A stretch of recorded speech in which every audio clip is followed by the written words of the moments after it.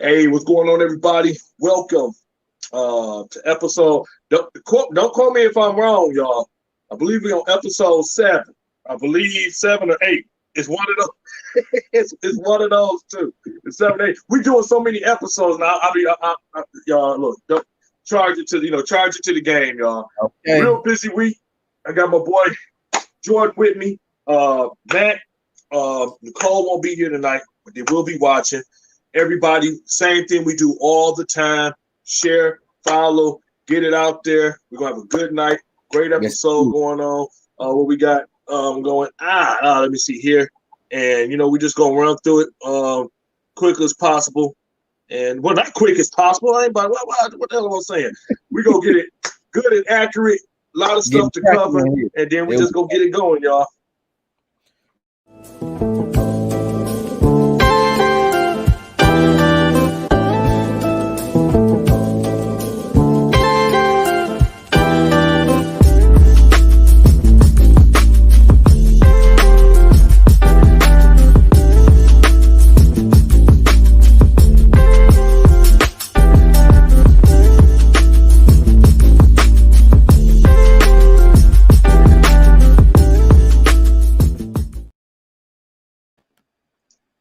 All right, so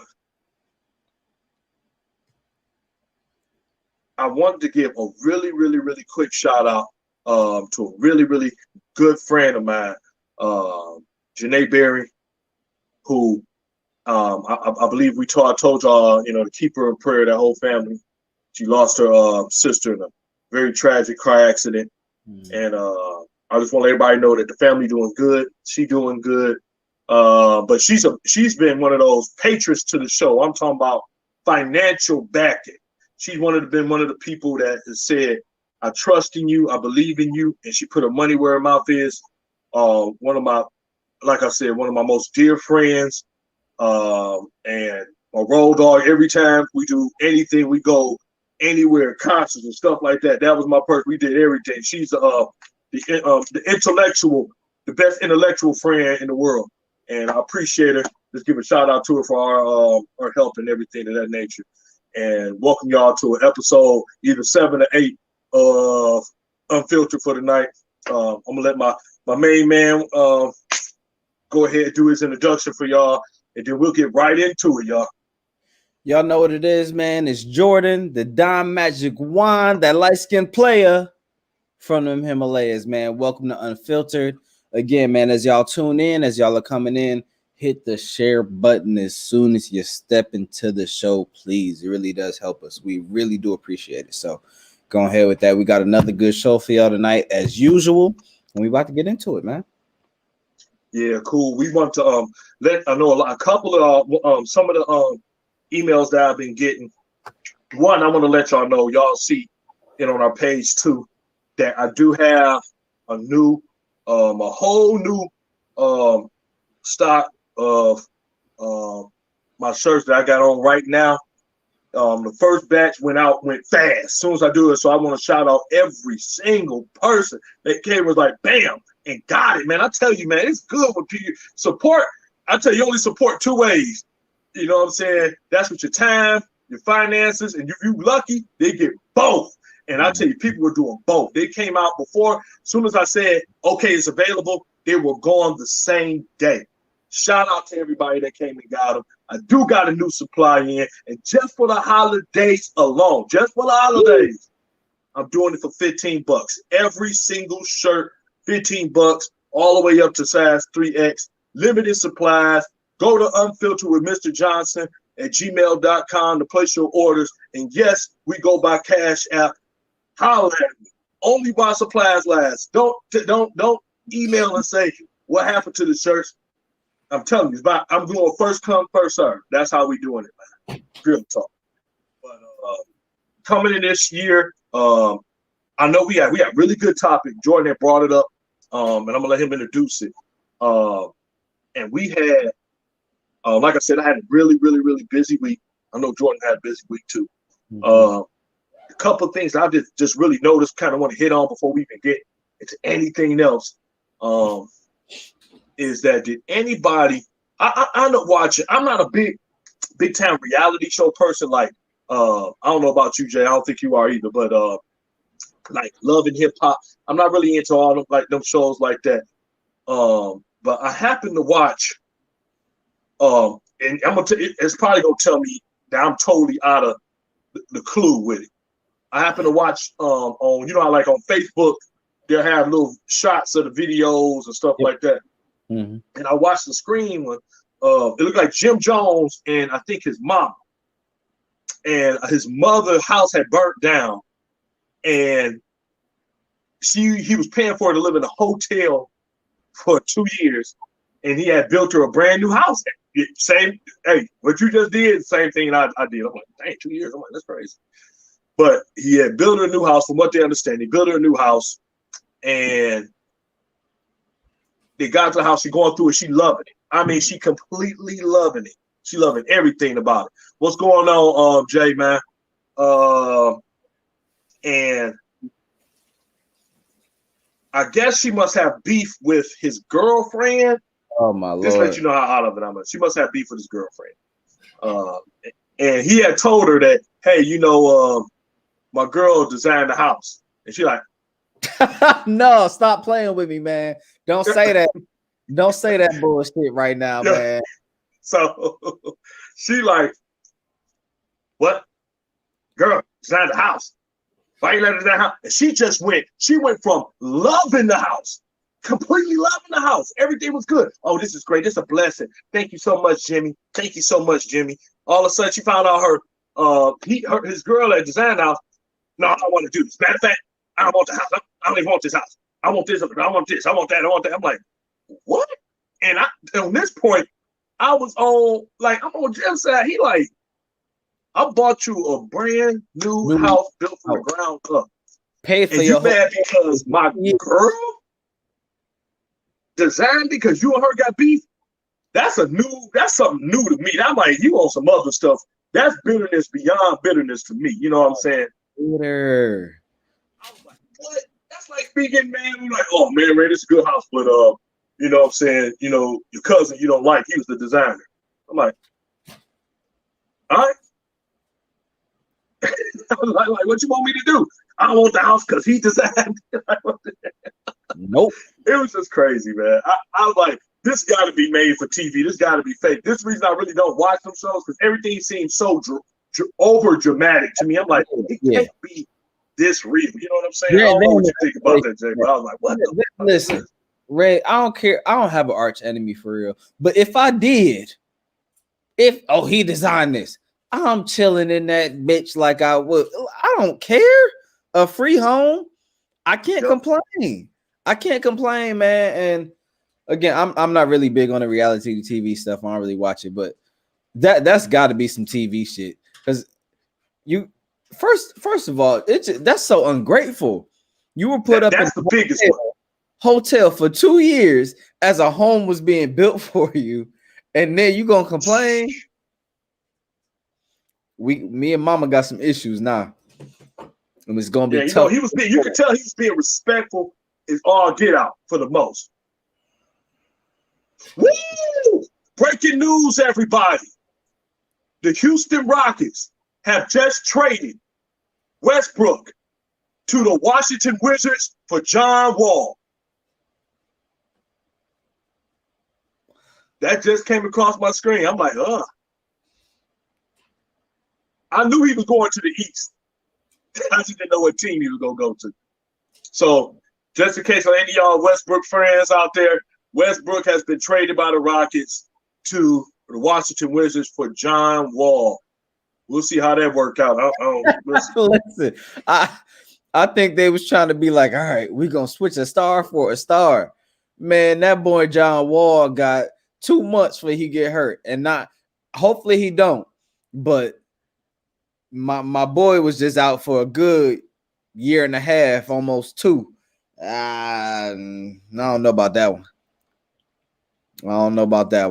That ain't no swap for swap whatsoever. I'm just I'm with you on that, fam. I don't know about that one. We'll see how that roll off. It happened to pop across my screen. I'm like, dang. I'm like, for real? Like, after you must got better service than I do because mine came after.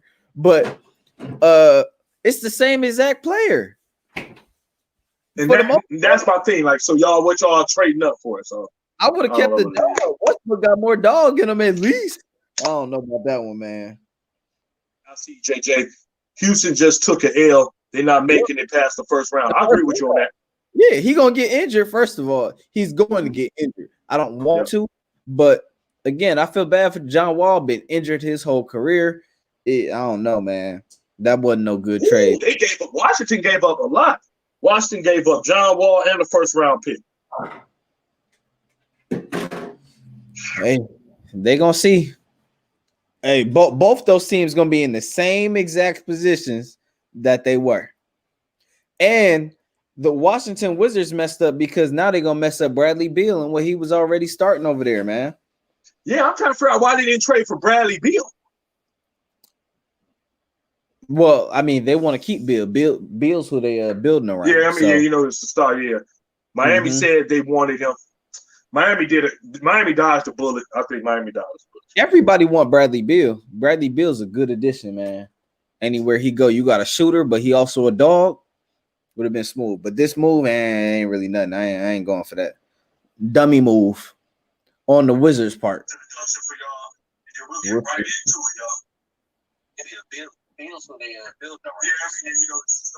Is that the playback? Okay. You said what now? No, I heard something playing. Oh yeah, that was you. But yeah, let's get into that. Let's get into the first topic tonight, y'all. We got a couple. We ain't gonna be with y'all long, man. But Jay, go ahead and let's talk about that topic that you got for tonight for us, man. So again, I saw this come across Facebook, and I thought it was an interesting question. So the question is, between a girl who stood by you when you had nothing and a girl who helped you become somebody, who will you marry? One more time. Between a girl who stood by you when you had nothing and a girl who helped you become somebody, who will you marry? Thought it was a pretty dope question, man. I think that's a real dope question because you see it a lot. When they talk about a lot of guys, like what's that movie? We talked about that too a little bit. What is that movie? We just did it not too long ago. We did it. Acrimony. Right? Yeah, there you go. Acrimony. Yep. Acrimony. That's it.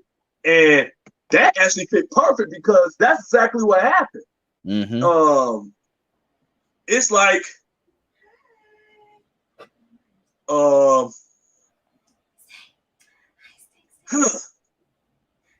I got my for me. I got my.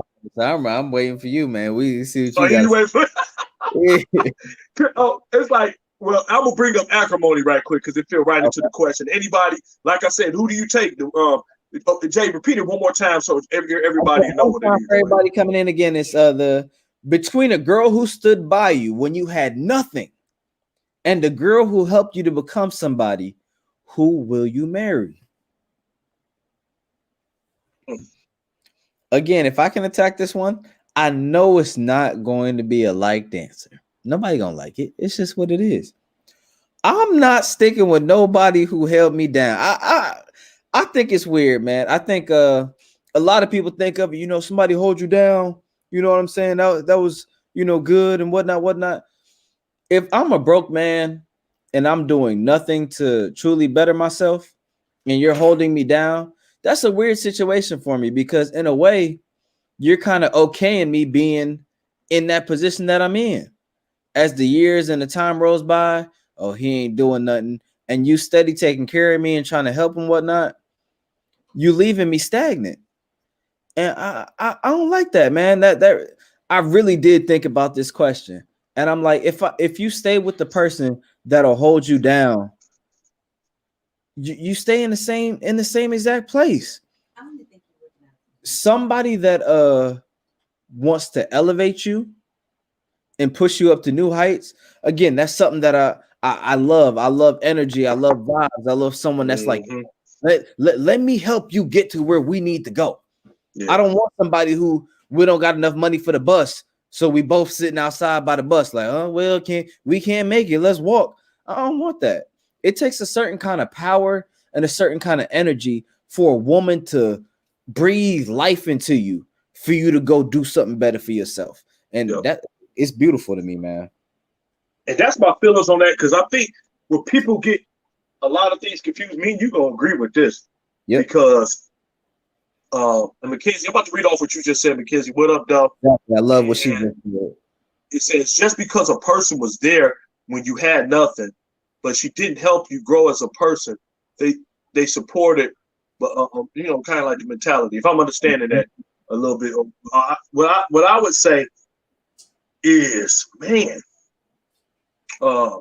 she said it was bum mentality. They supported bum mentality. Yep. I agree with you. Yeah, I agree with you on that. Mm-hmm. I agree with that, because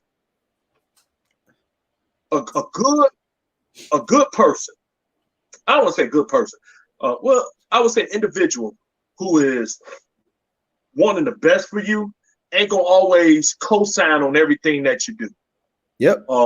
And I think we talked about this before too, in terms of when we talk about what you like from a woman or stuff like that. And is that a good woman is gonna hold you accountable for everything that you do. Yes, sir. She gonna make you step up. She gonna, you know, she ain't gonna dog you out in person, but she showing up in private gonna tell you that ain't right. I understand you messed up because you kind of bummed out right now. Get up. Let's get it going. Let's do what you got to do. That's a good woman. A good woman gonna motivate you. Yes, sir. Yes, sir. She gonna absolutely motivate you.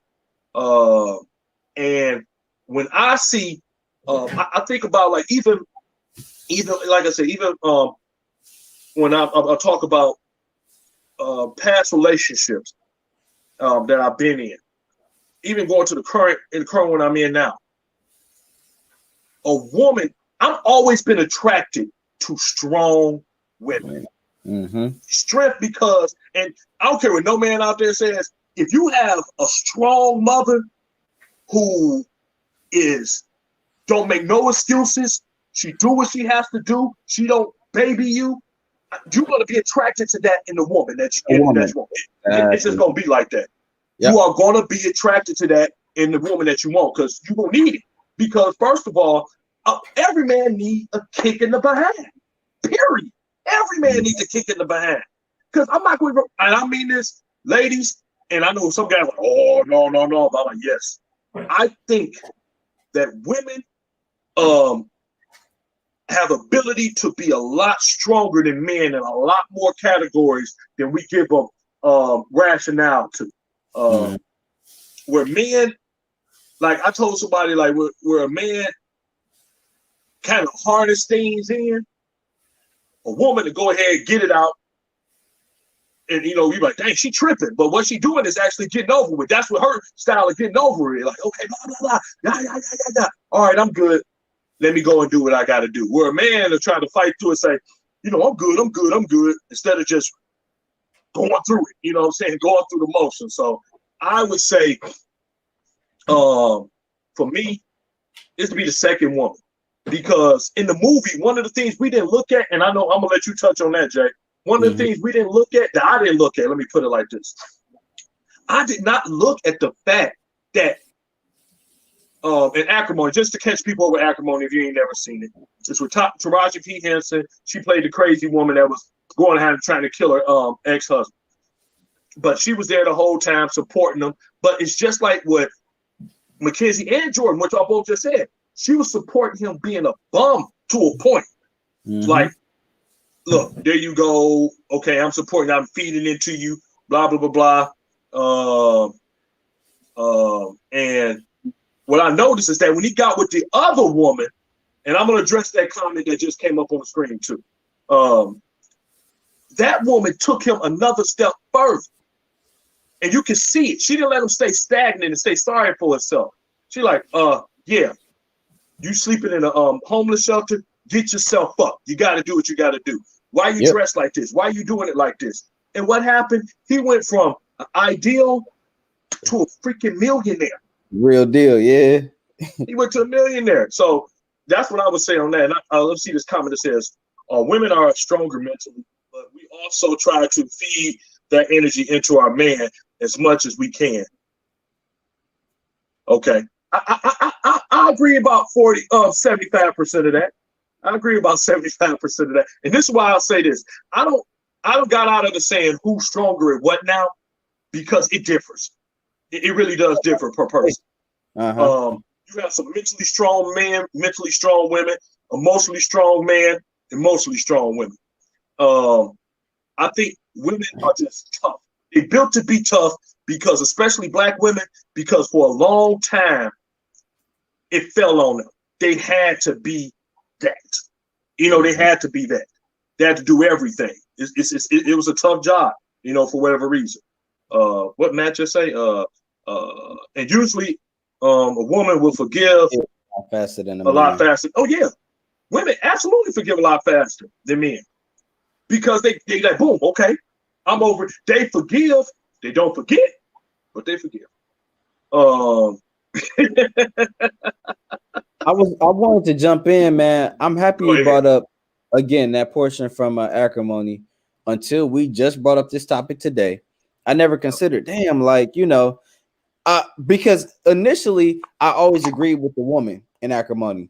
Again, man, she put too much time into this man for him to up and be like deuces and be, living a life with another woman. But at the same time, when you think of it, it's like you really allowed me to be a bum. And you were okay with that. You weren't okay with it, but you were okay with it. And you allowed me to live like that. And you didn't, elevate me to the next level. Like, that's not good, man. You ain't let our energy vibrate. And you ain't let us get to that. I don't know, man. Again, I never thought of it from that standpoint. And that's some big shit. Yep.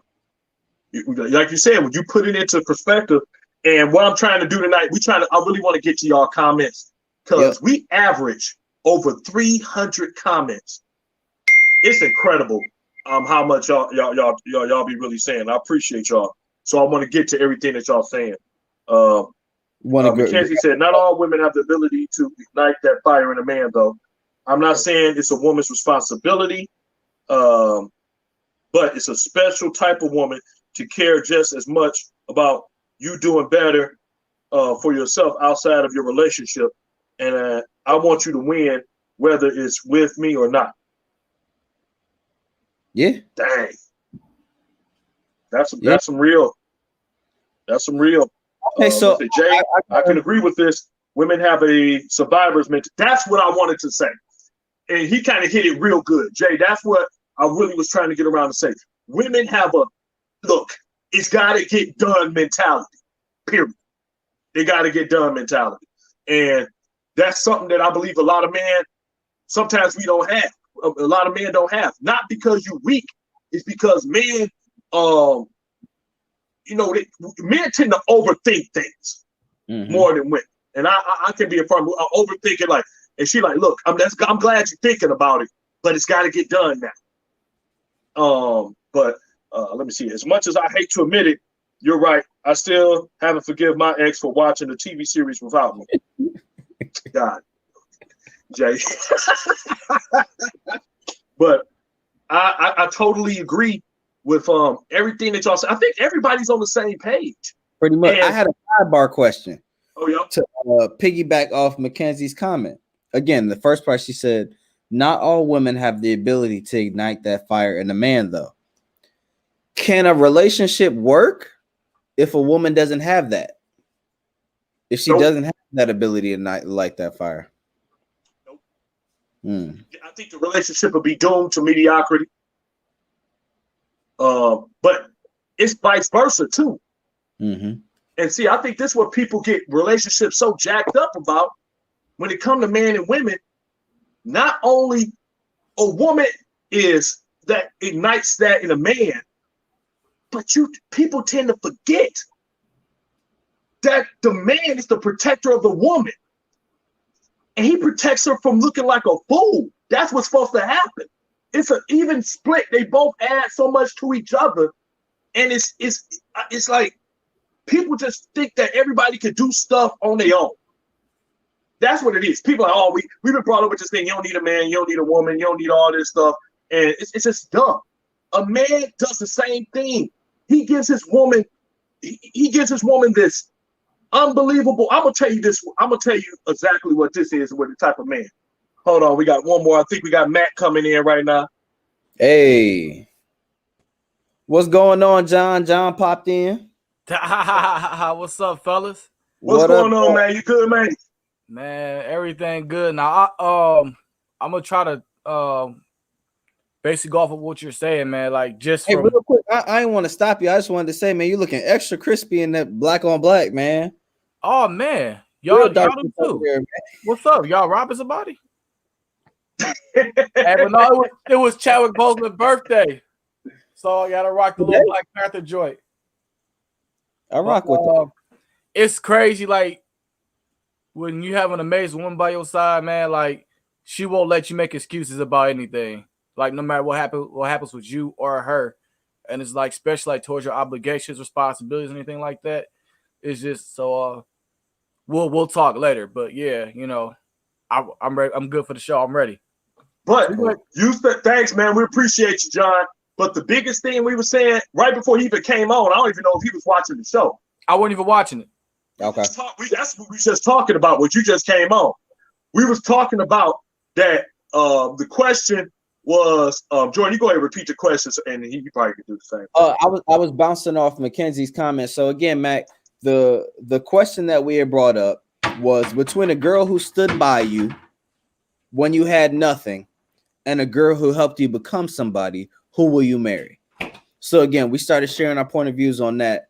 And then Mackenzie had came in and she said, a lot of women, some women don't have the power to ignite a man's fire. We brought up acrimony because again, he was with his girl for 18, 20 years. Yeah. And it was just nothingness. He was a bum chilling at home and he left and found a new woman and she gave him that extra boost. Right. Took him over the top. I think if I don't know if y'all already picked, but I would pick the woman that, like I said, would ignite me, the woman that got me successful. Because don't get me wrong, I think anybody could be there while you broke. The only thing that just says that, hey, I don't have drive. That doesn't mean, hey, I'm with you. Well, yeah, nothing because you're loyal all the time. It just means that, hey, I'm just with you because I don't have the drive to get there neither. You know what I'm saying? So if a person, like I said, ignites you to get you to, it takes a special person to see something in you to push you to get to where you should be. So that's the person I would marry. You know what I'm saying? Like anybody can be with you while you don't have nothing, especially if they don't have anything. And you see, that go both ways. Yeah. That go both ways. And I didn't mean to cut you off, Jay. That go both ways. Anybody can be with you when you got everything. Anybody can be with you when you have nothing. Yeah. That's a fact, yeah. So it's that special somebody. There you go. It's like Mackenzie just said something on here that I've said since the beginning of this show, since we started. I hate when people say we got to go 50-50. Ain't no 50-50. It's 100-100. You give me your all, and I give you my all. If I'm not, then guess what? It's a wrap. It's impossible. That means it's always going to be halfway. It's always going to be stipulation. And I never understood that when people say, when we going 50-50, I'm like, 50-50? So you telling me you going to give me the 50%? Last time I checked, 50 is failing. If you get a 50 on the test, that means you failing. You got to give 100% in everything you do, period. Even when you don't feel like it, when you don't like the person. I got a duck underneath this laugh meter so y'all can see my face. But it's just crazy when I see it. Like I said, I'm trying to get to everybody's comments. There we go. I know John, you said it's a tough one. No, she found him. I think he was talking about the movie. Mackenzie said it's easy if you think about it as race, where you're tied to your partner. Do you want a woman when you fall out, tired, and she sits next to you and says, "It's okay, we tried our best"? No, I don't want that. No, but hey, you know what? Just because, like, you don't have to necessarily have to come up with a certain amount of money or be rich to feel like you at where you need to be. Yep. If your goal is to go ahead and be to own a business or whatever, and she puts you to do that, then that's all fine and dandy. It's not, well, I gotta be a millionaire. It ain't that. It's that person who puts you to be the best person that you are. Because think about it. Think about it. We all got aspirations to do different things and, you know, had different ideas and goals in mind. Doesn't necessarily have to be a millionaire. If that person can push you to do that, then it's cool because we could do, like, we think about, like, all right, certain aspirations we do have doesn't mean that we are strong, we are patient enough and strong enough to actually do it. Like, all right, we don't have to do it. We're living. But somebody push you to do that, it's like, all right, they're breaking that expectation outside of you. Most definitely. Most definitely. I wanted to touch on the again, we've discussed before 50-50 is always something that we heard, but 50-50 don't really make sense. If first of all, if you only giving 50% and you have a bad day, what you gonna drop to 20? Like, the fuck? So again, that 100% is just dope because all right, let's say you can only give 80% today. At least that's a B. And hopefully at one point y'all both aren't, you know what I'm saying, failing, but that 100%, you get to cover your person. All right, you ain't doing, I'm still coming at 100. Hey, I'm gonna keep going at 100 till you come back up. Then I could drop, and it balances itself out. I like 100, man. Hey, y'all I see like my that text too, what message? you just said. Hey, y'all see my text message and y'all about sending me that stuff so I can know? Oh, it ain't no topics. That's the only. All right, good. I want to say that on camera. Okay. I don't care if nobody else. So I don't care if y'all don't know. This is how we do it on camera. We do it. Everything. I do got a question. Why am I at the bottom? Because I'm the darkest? You're the last one in this time. Oh, that's a coincidence. Oh, you came in with black on. Hey, look, when Jordan come on third, he go automatically to the top. I was like, damn. I don't get it. I'm like, bro, that's light skin privilege, bro. I can't say nothing about that. It's just late, automatically go to the top. I'm like, that's some bullshit. And you know what? We probably gonna be on this little topic for a minute, but I want y'all to think about something too, because it's gonna go into our next topic that we got. I have went down. Me and my lady was looking at the list, Forbes' new list of the richest people on the planet right now. And actually, I got a timer on my phone that keeps in real time the people as they go up and down and everything else of that nature. We was looking at it, and nobody jumped out as a surprise. It's the same people that's at the top. A couple of the youngest being, of course, Zuckerberg.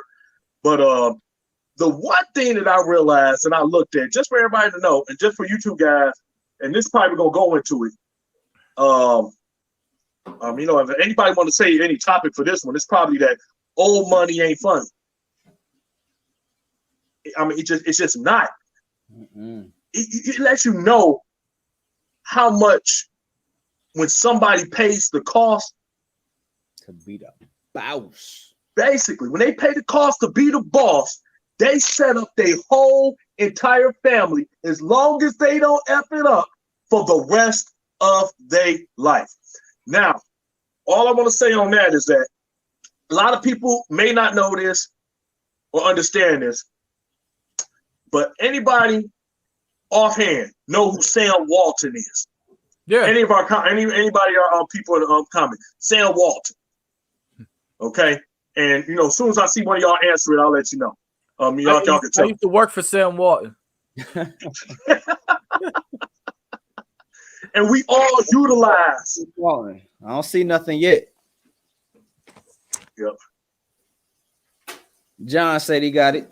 Yep, Johnny, you do got it. Walmart. Just in case a lot of people y'all don't know, Sam Walton is the founder of Walmart. Okay. Man, what's going on, Byron? That's my boy Byron, man. Shout out to you. Of course, there you go, Mackenzie. Everybody like a cause. But Sam Walton, along with his brother Bud, created single-handedly. And I'm not putting Amazon in this mix because I think Amazon in a different category than Walmart, to be honest. The greatest retail business ever in U.S. history currently, period. What I found out that is so amazing about this family is that every single member of the family are billionaires. Yeah, and they all have a place in the company. All of it's not like one, they sit back away from it. They all have like a CEO position, no matter who they hire. Like as far as COO or CFO, the family's in there actually working, doing something in that company. And I thought that too at first, but a lot of them ain't got nothing to do with it. They are on totally different things. But what they do understand is that, well, it's got a couple of them. John, the oldest, was Rob Walton. He stepped down. He put his son-in-law in his position. So what is he doing? He keeping money in the family. He's like, no, you staying in the family. Then you got the next son, who was John, who died in a plane accident. And no disrespect to John, I ain't never met you a day in my life, but you was fucking cheap, John. You died in a plane crash because you tried to fix the rudder yourself instead of with all that money you had, send it out there to get somebody fixed. That's never mind. I don't want to speak ill of the dead, but you stupid. But what ended up happening is that he died. He left 1/3 of his inheritance to his son, Lucas Walton, who's worth $17.7 billion and don't got a position in the company. I'm like, woo! And his wife got 1/6. She's worth $8.1 billion. That's Christy Walton. Then you look at the next, you got his daughter going down the list because the mother died. Both of the parents is dead. Alice Walton, she's the daughter. She's worth over $72 billion. Rob is worth $70.5 billion. Then Jim is worth $70.4 billion. Hey, you get a headache, Jordan, just from hearing all these billions. I'm mad. Ain't that crazy? And Bud, his brother that helped him create it, guess what? His 2 daughters are filthy rich. Both of them married somebody else. You got Ann, she's worth $8.6 billion. And then the other sister, she's worth $8.3 billion. That means this entire family will never experience poverty a day in their life if they make do right by their money. If they don't, they not still, bro. That's too much money, man. Like, that's too much money, bro. Like, I understand you talking about, a few mil, but like, you in the billions, bro. Years. Ain't that crazy? I sat there around like every single one. And keep in mind, the son, who's worth $17.7 billion, he only 34 years old. Son of a bitch. Hey, look, this whole time I was hoping you said millions like by mistake, but it's the billions, bro. $1 billion family. The Fords can't touch them. GM can't touch them. Look, okay. The only family that come close to him, and they really don't even come close to him, is French, Bernard Arnault. And if anybody don't know who Bernard Arnault is, if you drink, you exactly know who he is. Moet, Hennessy, Louis Vuitton. This guy, filthy rich. Okay. And then of course Amazon, and nobody touching Amazon. I don't know about that though, Mackenzie. I was just about to say that Mackenzie, old money already established. I mean to cut you off, Jordan, but think about, huh? Go ahead, you good? Yeah, no, you gotta think about what old money's already established in. Like when people get rich, they invest their money in other things that's gonna help it grow. And so to be in the billions, bro, like it ain't just retail. You got oil, gas, all that stuff, and that stuff's not going away. So certain stuff like, all right, with the new millennium, we got technology that adds to it. Coronavirus affected certain things, but it's not affecting gas. It's not affecting oil. It's not affecting, things we got to use every day to survive. So once that money's already established, then all it does is just roll over. It may not be as frugal as it was when everything was, active, but they still making money. Yeah, I think that's the biggest thing. she brought up Amazon again. Amazon's a rarity. Like companies don't come around. First of all, Amazon's a monopoly, and I'm surprised they haven't touched them. They hopping into everything. Healthcare is next, and they about to flip healthcare upside down. But again, new money be messing up, man. New money mess up all the time. Now, Give an example, bro. Let's see. New money. That's hard. I don't got nothing in my head. But you know what? New money? Facebook is new money. Zuckerberg is relatively newish. I mean, when we say about 2000, he established well after, within this last decade. People, and I say Jeff Bezos worth $121 billion. He's the richest man on the planet. He could buy out the Waltons if he chooses to. Nah. Yeah. Now, this is what I'm gonna say. First of all, the Waltons will never sell. That's number one. First of all, and the other thing is that I understand what you're saying about new money. New money can be, it starts off. Keep in mind, it starts off somewhere. It's got to start off somewhere. Yep. But you got to remember what we mean by old money. And people forget this when we talk about old money. It means it's established and the foundation is set. It's been there. That means if anything happens on top, no matter if it comes crumbling down, the foundation's still there, rebuild. New money takes, and Mackenzie, you know this, you got to still build the foundation with new money. You're working on a foundation for years. You got to work on the foundation for years.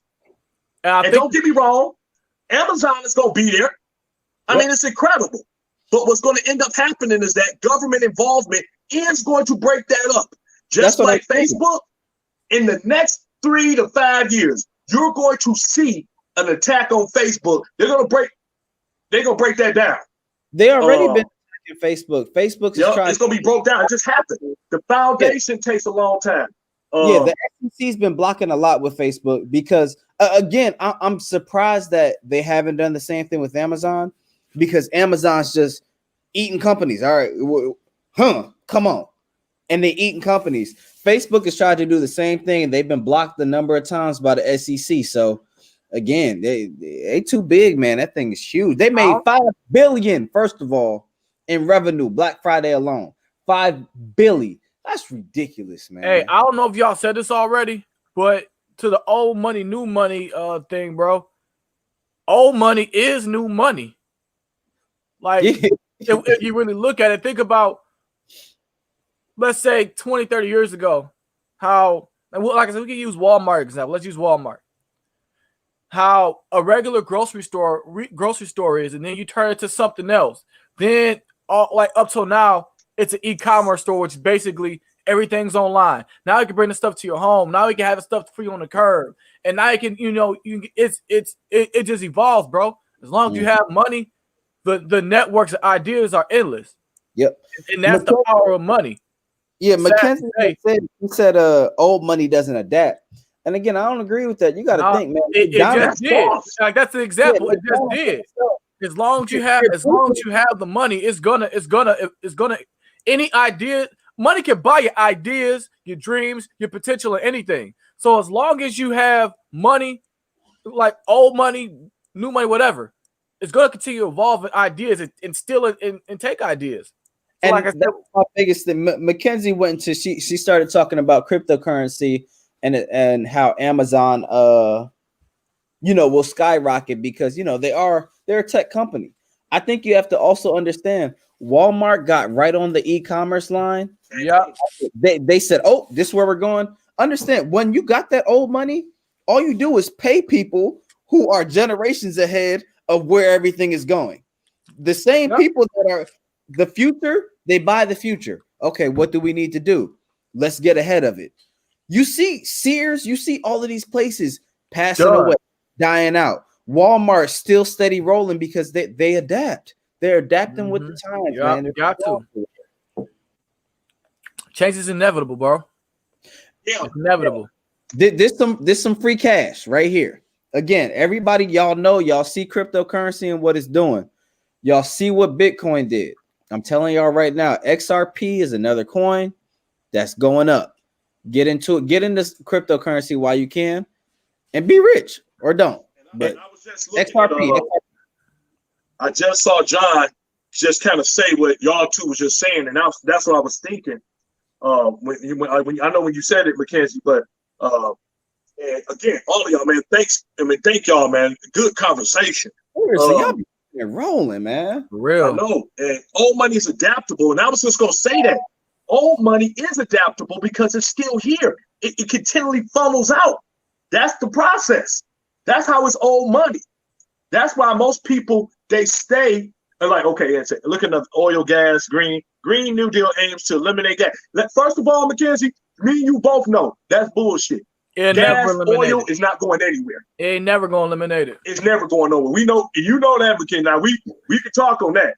Again, old money. It ain't going nowhere. And they could try, we're going to build wind. I hate to say it. The fucking earth is doomed. We ain't be working off no wind. And to even add with that, bro, they ain't gonna put them, like, they put some money into it to probably save the environment, but they're not gonna keep putting more money into it. It's gonna cost them more money. Like, I ain't finna pay more money to cost me more money in the long run. That I'm gonna use anyway.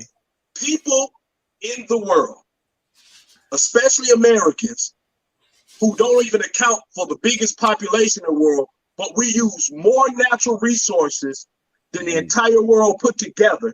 It ain't going nowhere, okay? First of all, I'm going to give you a good example why it ain't going to go nowhere.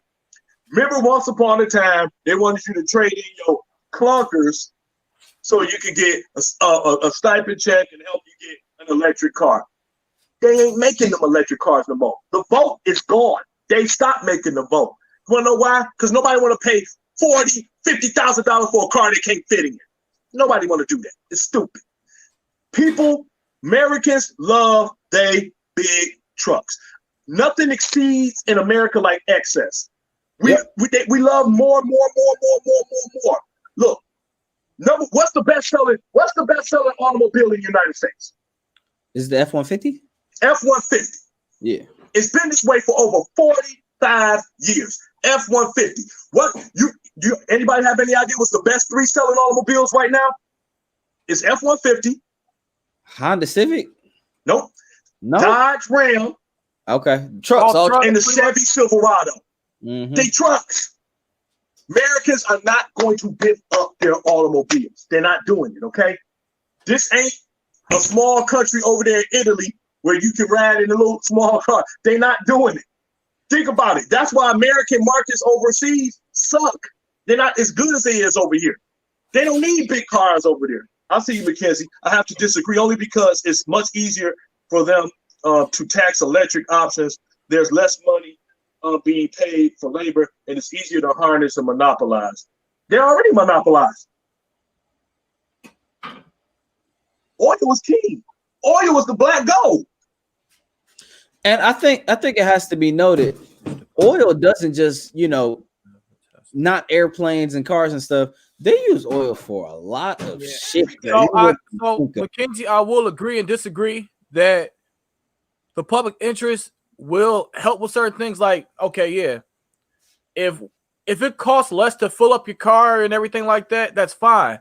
But think of how much the car is. So, like, the example you use is like the Tesla. Who can afford a Tesla to actually use $15 to fill it up? Mackenzie? So it's like I said, they don't want to spend more money and get more money out their pocket to try to make some more money. If they don't have to do more work, they're gonna do less work. I get what you're saying, Mackenzie, about the monopolized electric options. I get what you're saying that. And John, like Tesla gonna pay for the kids' education. And again, another one, Elon Musk. I see Elon Musk is at the top of that list, but I don't trust Elon Musk's money. And this is why. Elon Musk, in order for him to get the loans he got to start it, he had to half of his stake in his own company, he had to put up for collateral. So what happens if something fucks up with SpaceX or anything? John, you already know. He put up half of his share. I don't care what nobody says. It's that you know, hey, he had me. Like I said, I just think, and like you said, they'll never default.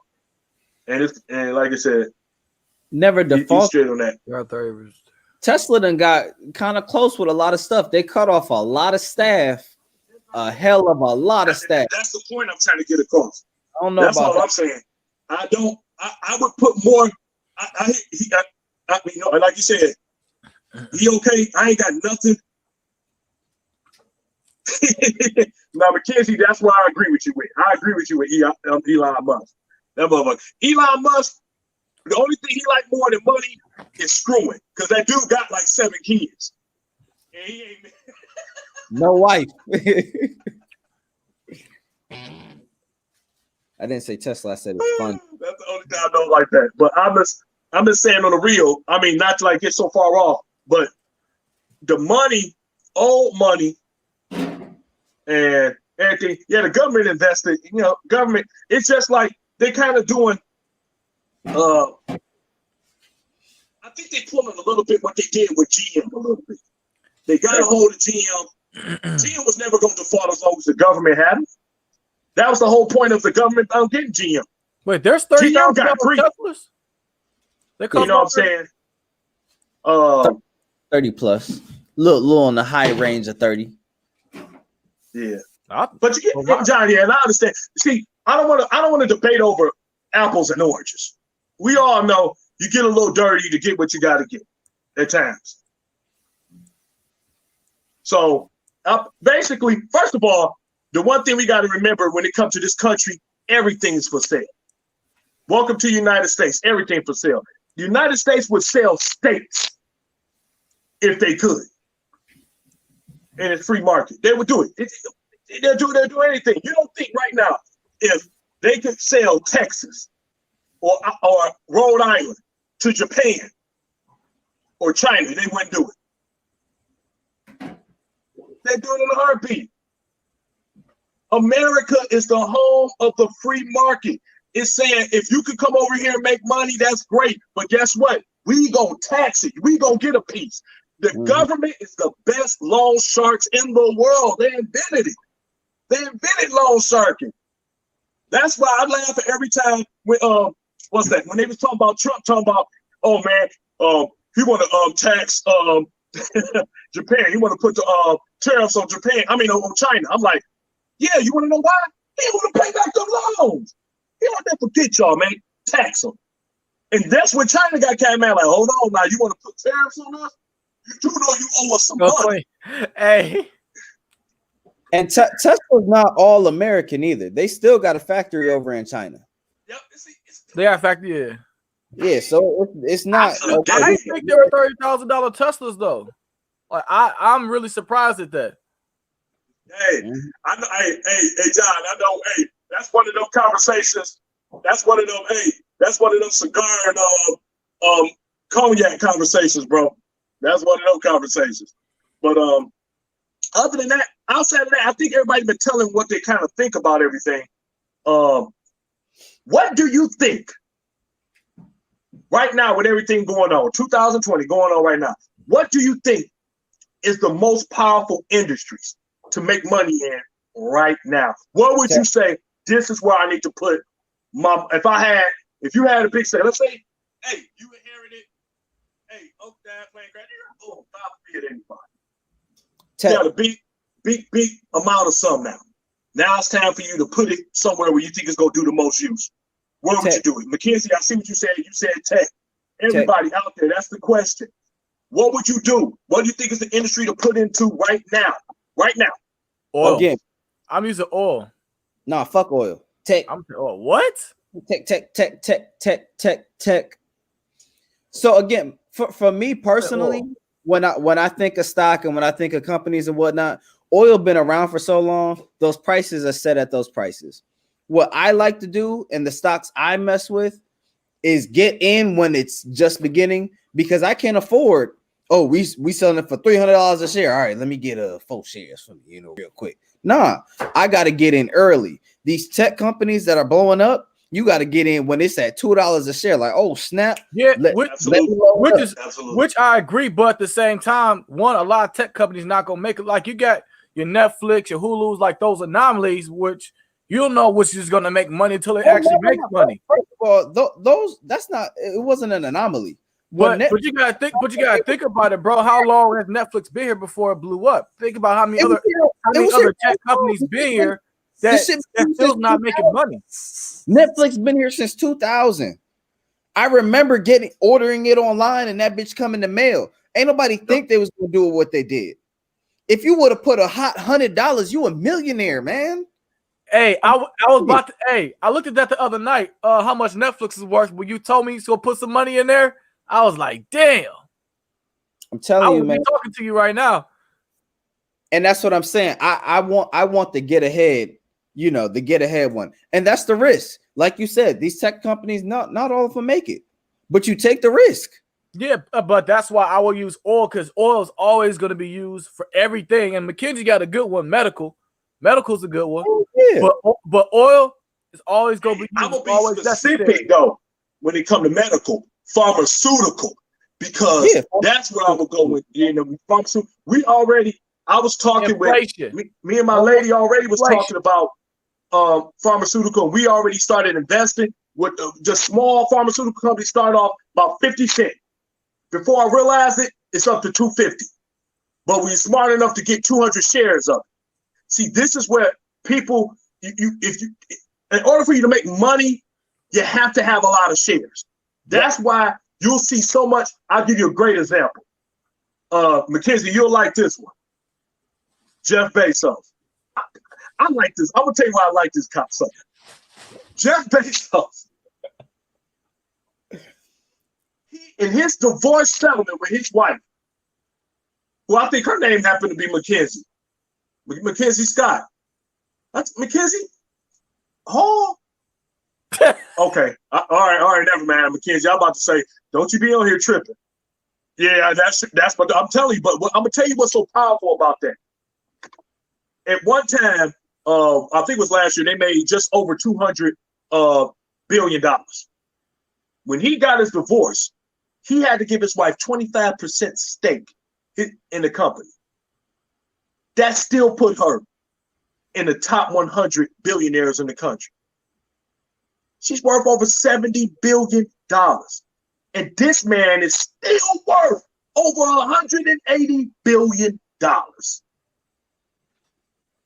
Talk about the come up.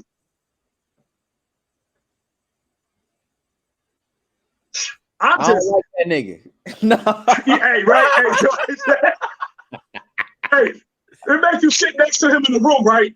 And you know, like somebody tell you, like, he reminds me of one of them guys that he'll be in the room and talking smack like, man, what's 80 billion? What's 80 billion? I just gave my whole $80 billion. Bro. Shoot. Hey, nobody can ever complain that's divorced about what they had to pay out like this guy did.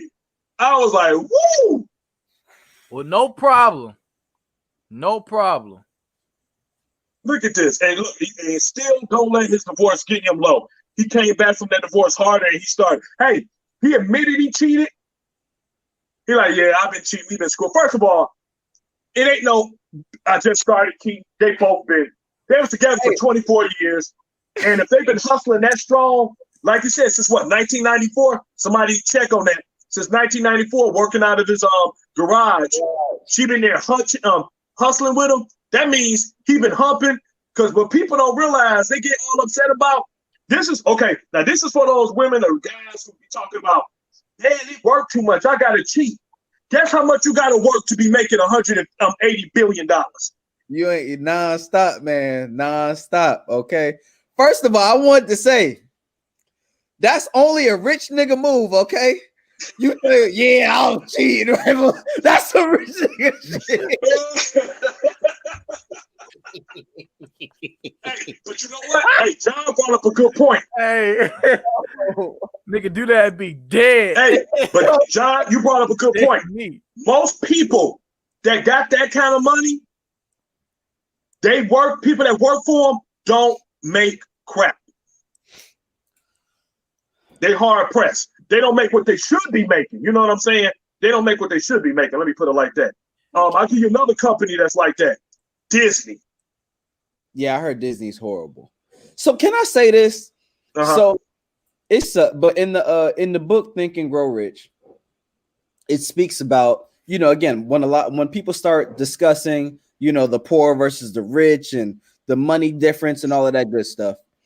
A lot of people talk about the tax benefits that rich people get. Oh, they're able to do this, this. Now, when you really think about it, you think, oh man, they're not paying them enough. You know what I'm saying? They need to pay them more. When you have, we got 500,000 employees and we got over 250,000 of them making $40,000 a year. When you do that math, it's like, God damn. So you're telling me you're paying $200 million a year in salaries? All of these, you get to go home and feed your kids, take care of yourself a little bit. And that's tough. I don't know. I'm always push for more money for the middle class and the poor, but that's some tough stuff when you generating that much income for families. Yeah, but you gotta think, bro. Without them, the company ain't shit. Without who? Without the workers, the company ain't shit. Now this is the thing again, and this is what I'm always preach, man. People got to get their skills and stuff like that together, because you can't make much if your skills don't add up. If you can be replaced like that, then it's like, what the fuck am I gonna pay you $90,000 for if I can find somebody off the street that can do your same job? And those are the things that have to be considered. It sucks, but it is truth. If people are in a call center, all right, I'm gonna pay y'all $35,000 a year. You know what I'm saying? All right, I don't want to do this. You ain't paying me enough. Cool. Hey, Bobby, come here. Bobby come in, make 35, and he do your exact same job. Why would you ever switch? It's not gonna happen, and people got to stop waiting for it to happen. It's not gonna happen, man. No, I don't disagree with you, but like I said, with when you talk about the money factor, bro, like John even said it here. You know what I'm saying? If I'm making $70 billion, $209 million to keep my shit running a year, like that's taxes. Fuck it. Like, you need them to keep your money running. If I got paid $209 million to keep making my $70 billion, so be it. But you need the people. You need the people. And I'm gonna say this, because I agree. Y'all both bring up two great points, and I agree with both of them. I even agree with John, and I say what happens is that it's got to be a good in between, and this is where this is where everything get messed up at. Not only American workers have to understand one huge factor. Nobody make as much money as them. Yep. Nobody on the face of the planet. You won't find it. And I'm just being completely honest. The other part of that is healthcare in America is out of control on a financial tip. And I'm a boss. Fact. You telling me I have to pay half your healthcare? That's how much healthcare is. The company has to pay half to meet your healthcare for you. So how can you eliminate a couple of different things? That's the things that most workers need to be thinking about. And what I would say, and I've seen guys that do it, they don't lay off, they take furloughs.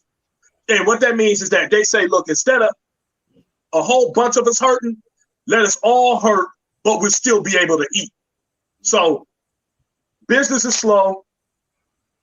What we'll do is every 2 weeks, a certain amount of people you gotta be off of work for 2 weeks. And I'm like, that's the way greed, not greed, but that's the way unselfishness should work. And to me, it's just when greed is the ultimate enemy anyway.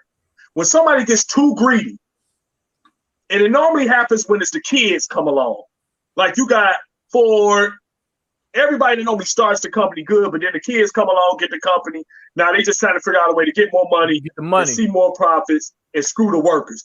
And it's a great saying, a happy worker is a productive worker. And that's some true junk. Workers want to know that they appreciate it. We ain't talking about the ones who always complain. And we all know who that is. They always complain.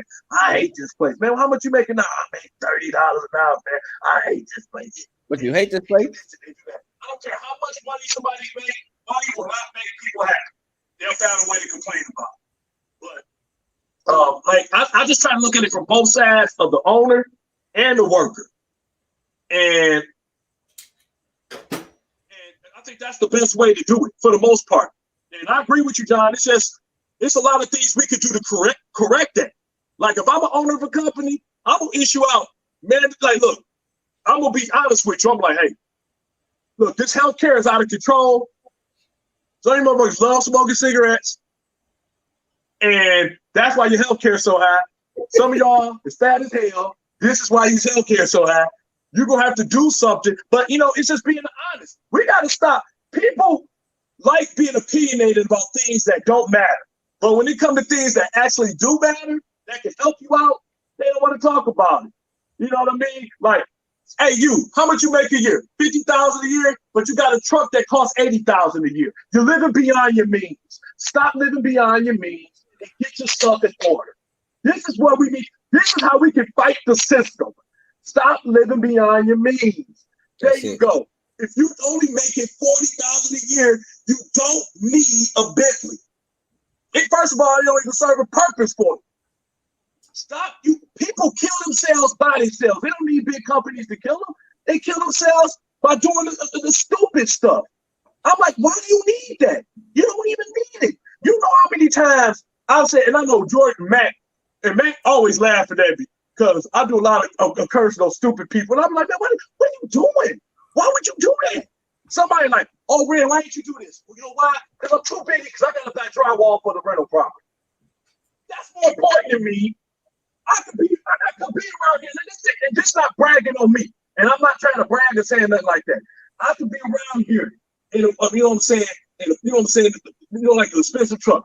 Going to, okay, yeah, I get the big Navigator fully loaded. But why? When I got other things I want to do, and I'm grown. People have to start understanding that money, we say it over and over again, money is a tool. Tool. The same as a hammer. If you don't use it right, it ain't gonna work for you right. And it's just point blank, period.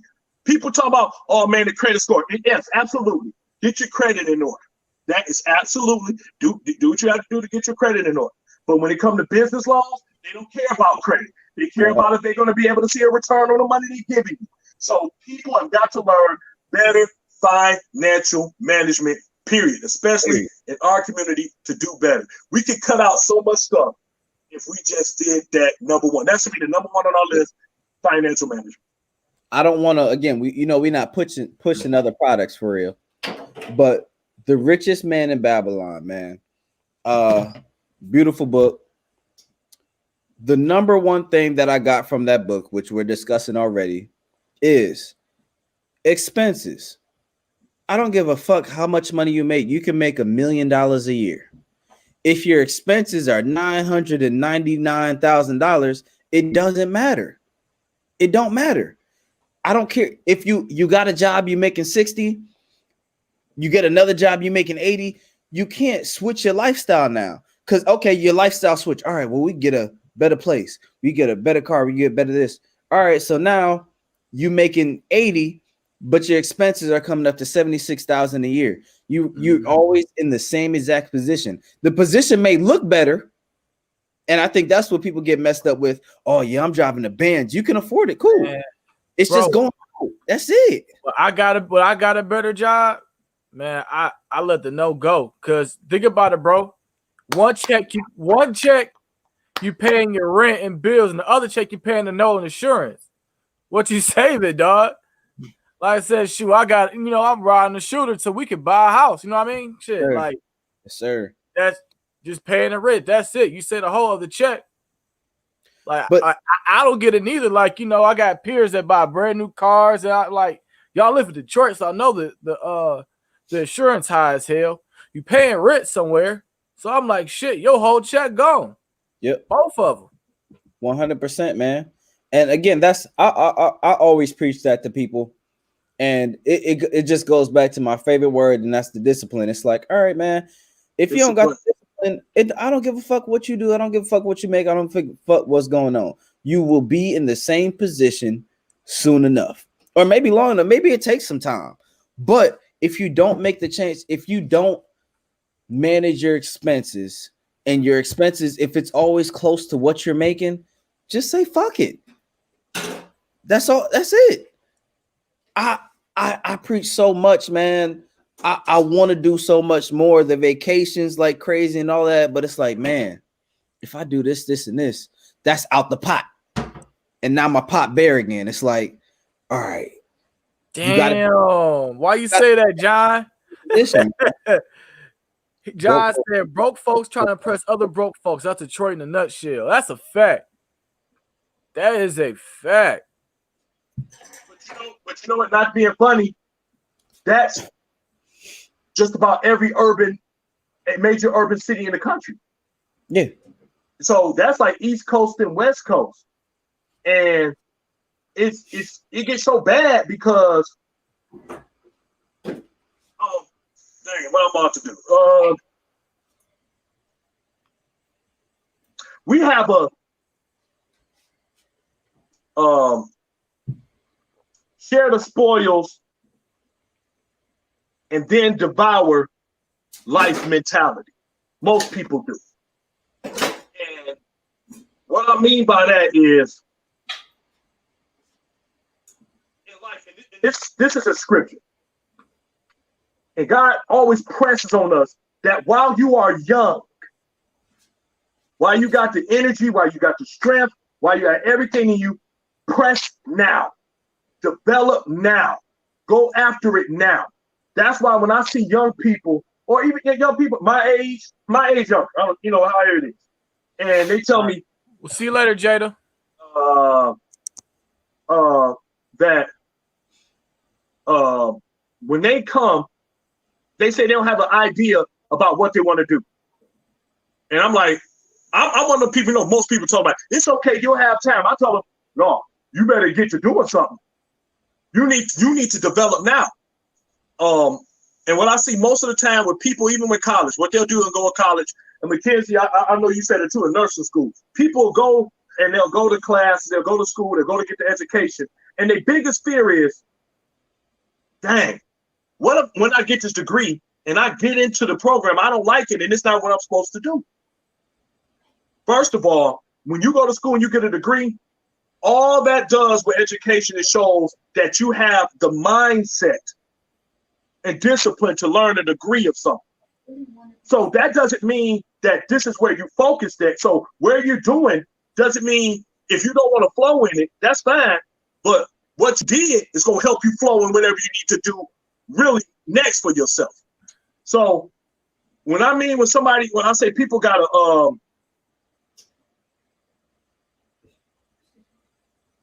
understand to go out and devour. And all I mean by that is that you have to go out and devour life while you got the energy right now. Find out where you're flowing in and then flow in it, because you'll never know what you can do until you commit yourself to something first. That's the very first thing. Discipline and commitment, bam, you got to have it. All right. And once you get discipline and commitment, you'll have the one tool. And I tell people this all the time. The number one tool that will beat anybody. I don't care how much talent you got or anything else like that. And it's called perseverance. Perseverance will destroy talent every day of the week. And why is that? Because where's the place you see more talent than any place on the face of the planet? No, I can't draw that one. You know, Matt? Anybody on our timeline know where you find the most talent in the world? And it grows all the time. It continues to grow. It grow. You find talents and gifts, and it continually grow.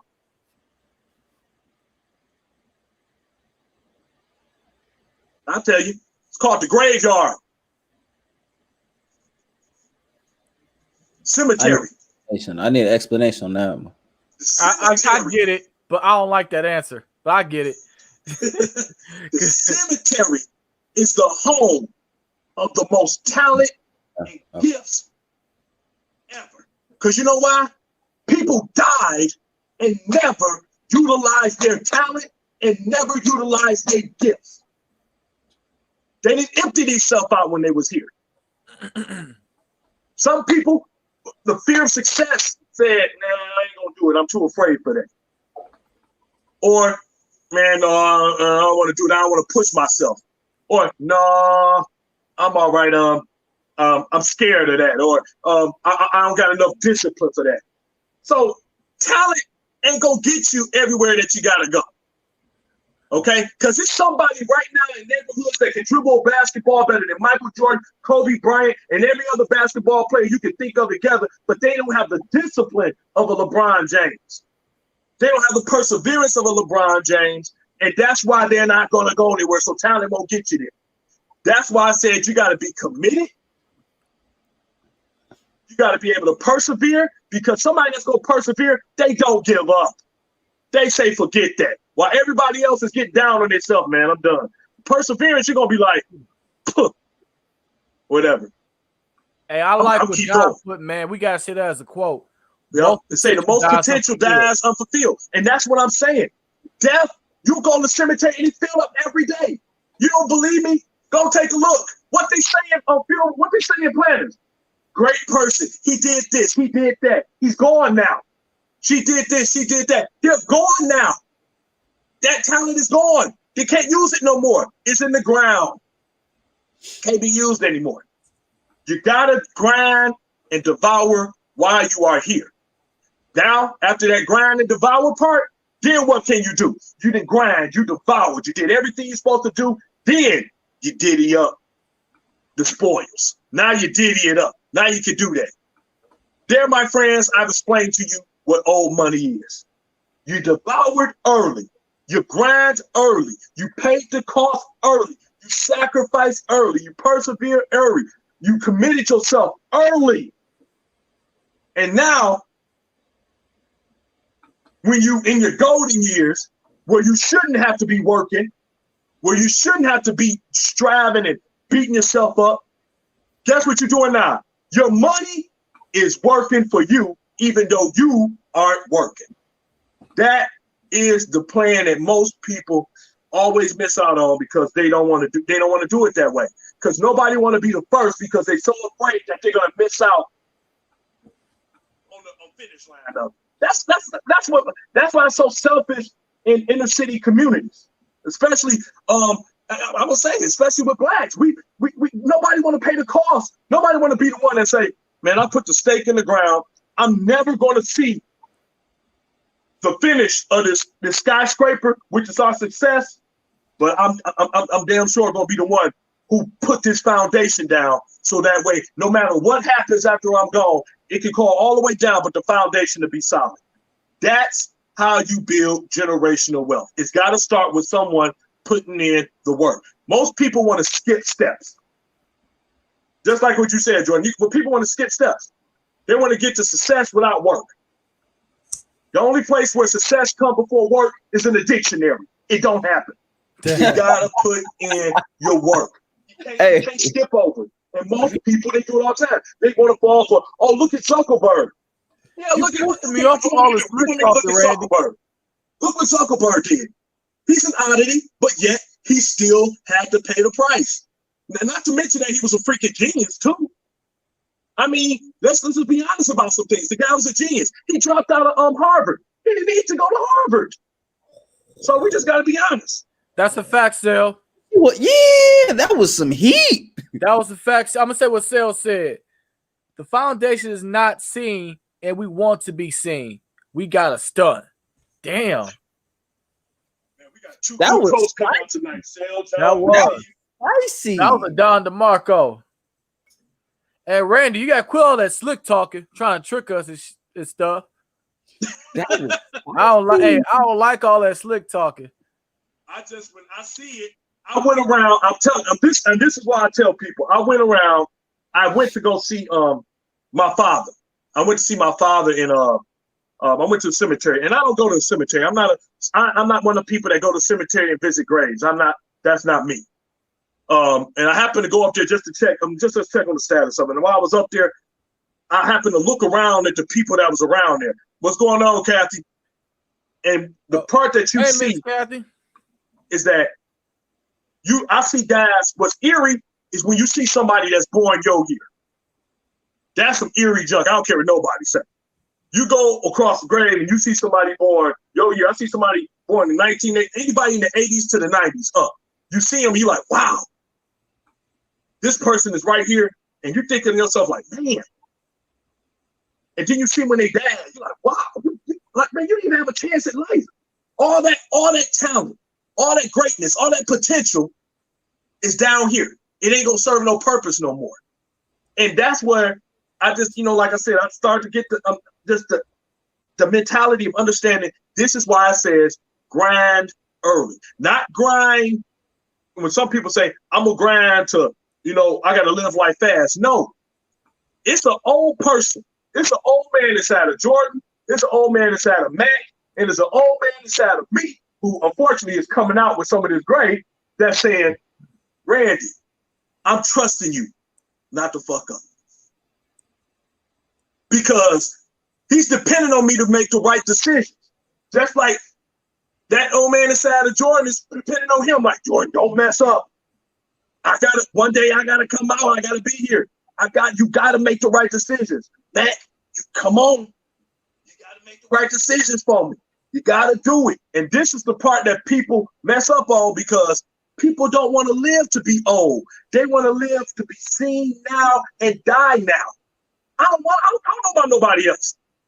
I'm happy to be 38 because some of the people I grew up with, they dead and gone. They didn't even make it to 30.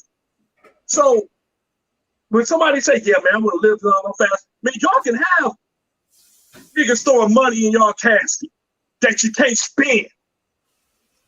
Yeah, that ain't for me.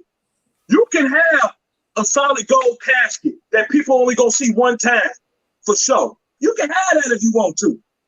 You can be dressed in a $50,000 suit that everybody gonna see you dressed in for the last time.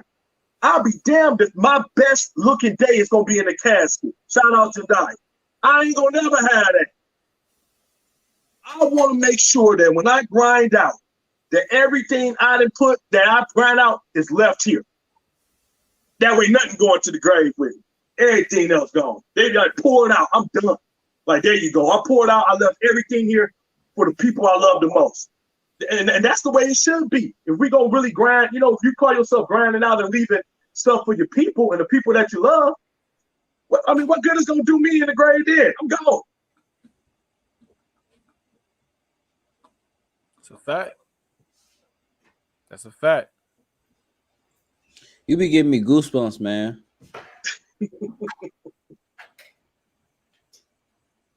And that's all I'm saying, because you see the potential that we got in our community. That's why I love talking to Jordan and Matt on the show. And I love hearing people like Mackenzie. I love hearing people like John, because you can see what we all focused on for the most part. We got to stop being so, like, getting out of focus so often. You know what I mean? Where people thinking about, look, this is what I want.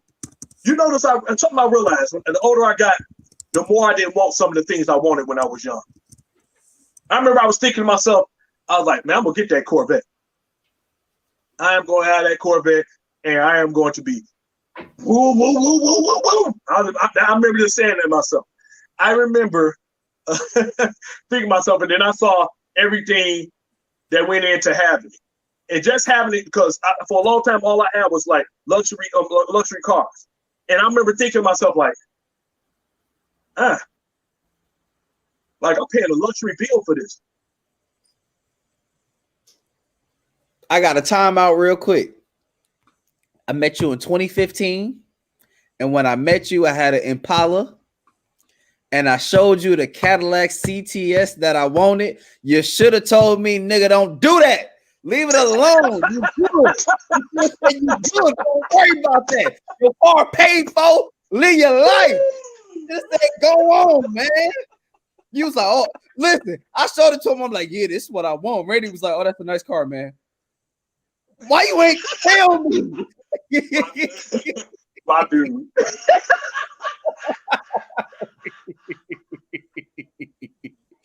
Oh, but you see, that lesson, but you learned that lesson for yourself. I did 100%.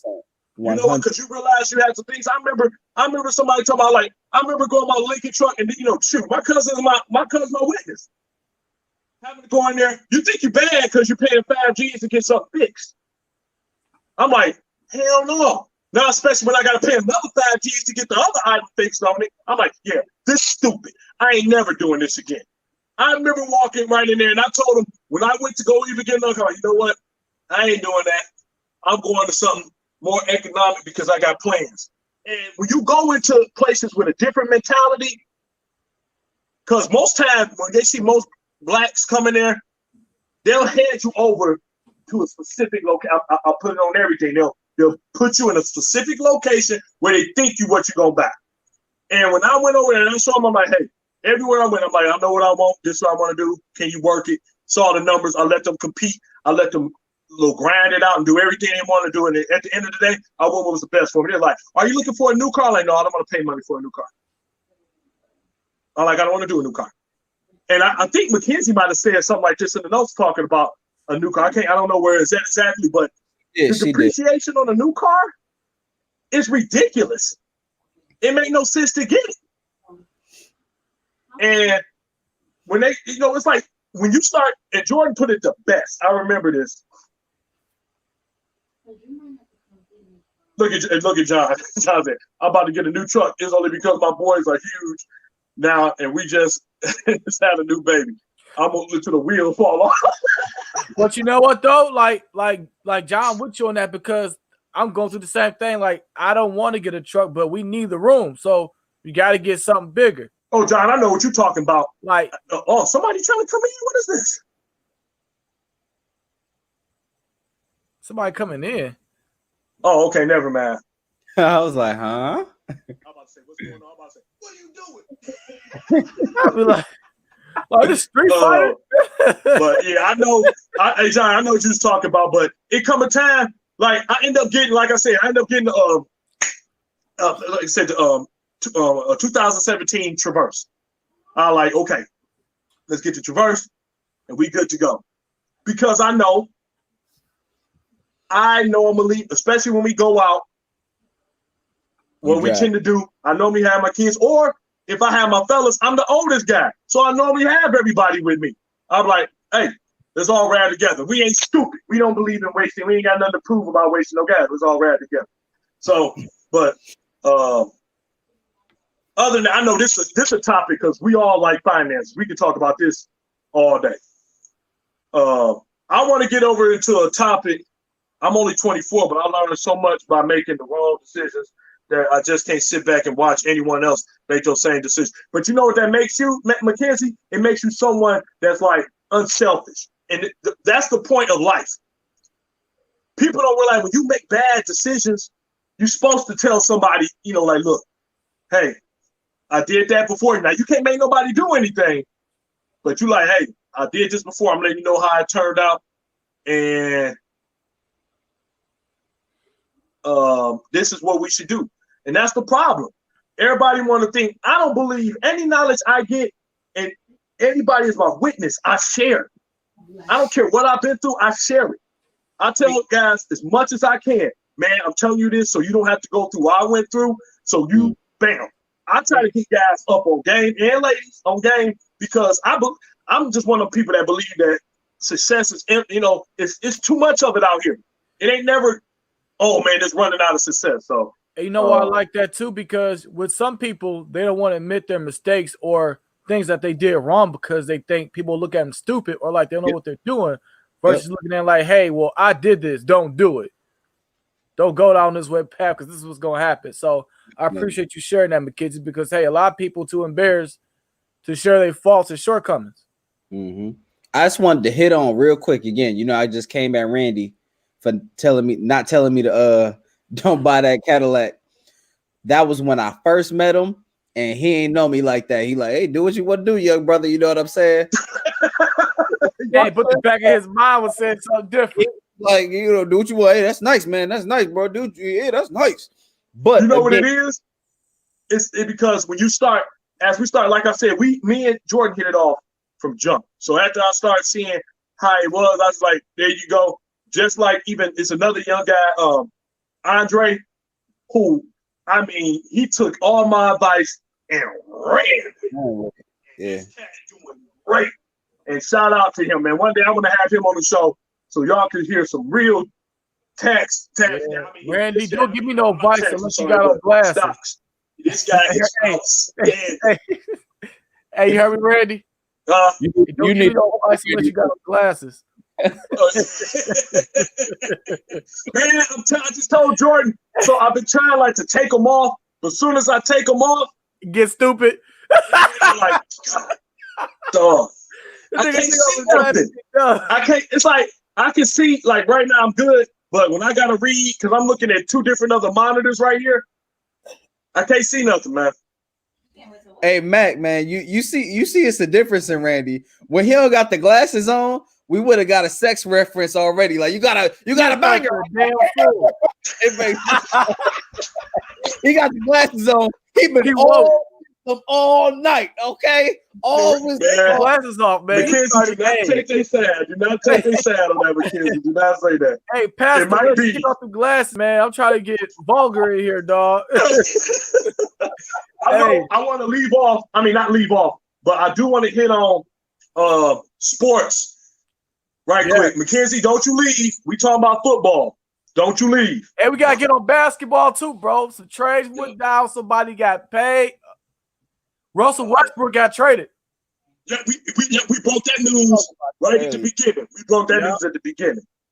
My man LeBron got paid $85 million. Who? LeBron got extension, $85 million. Yeah. That John Wall. Don't you leave, McKenzie, because I know that you gonna go. McKenzie be like, I'm out. Don't make sense. Huh? That John Wall Westbrook trade don't make sense. First of all, it's the same player essentially. I need to say something though.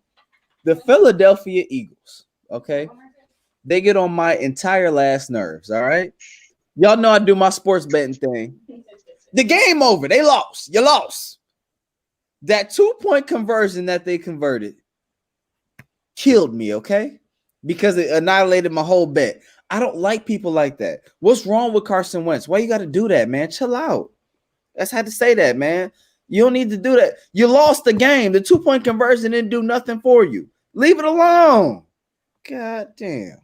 But again, Westbrook and John Wall trading positions. Dummy move. I don't understand that mess. What's the difference? Same player. Except John Wall.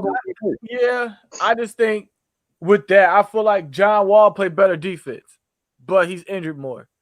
Yeah, he gonna tear his ACL. Don't matter. Not again. I hope he don't. But y'all saw Detroit got LaMelo Ball. Wait, what? Yo, in a 1-year deal. I like that move, honestly. Not LaMelo. The brother. No, Jello's the youngest, right? Oh, yeah. No. He's they got the middle son. Middle son. Okay. They have a middle son that nobody wanted. But Detroit. All right, so hey, let's talk about this real quick. What do y'all think about LeVar Ball as far as his parenting, his antics, and all that? I done hit on this before. I don't care what nobody got to say. If he wasn't involved as much as he's involved, he'd be a horrible black parent. The fact that, again, and this is what I got to say again, man. He set the foundation for what he wanted for his boys. He set a fucking foundation. He set out a groundwork, and he said, hey, this is what we going to do. Now, you just said the middle son got signed. That's 3 kids in the NBA. You got 3 boys to make millions. Mm-hmm. Yeah.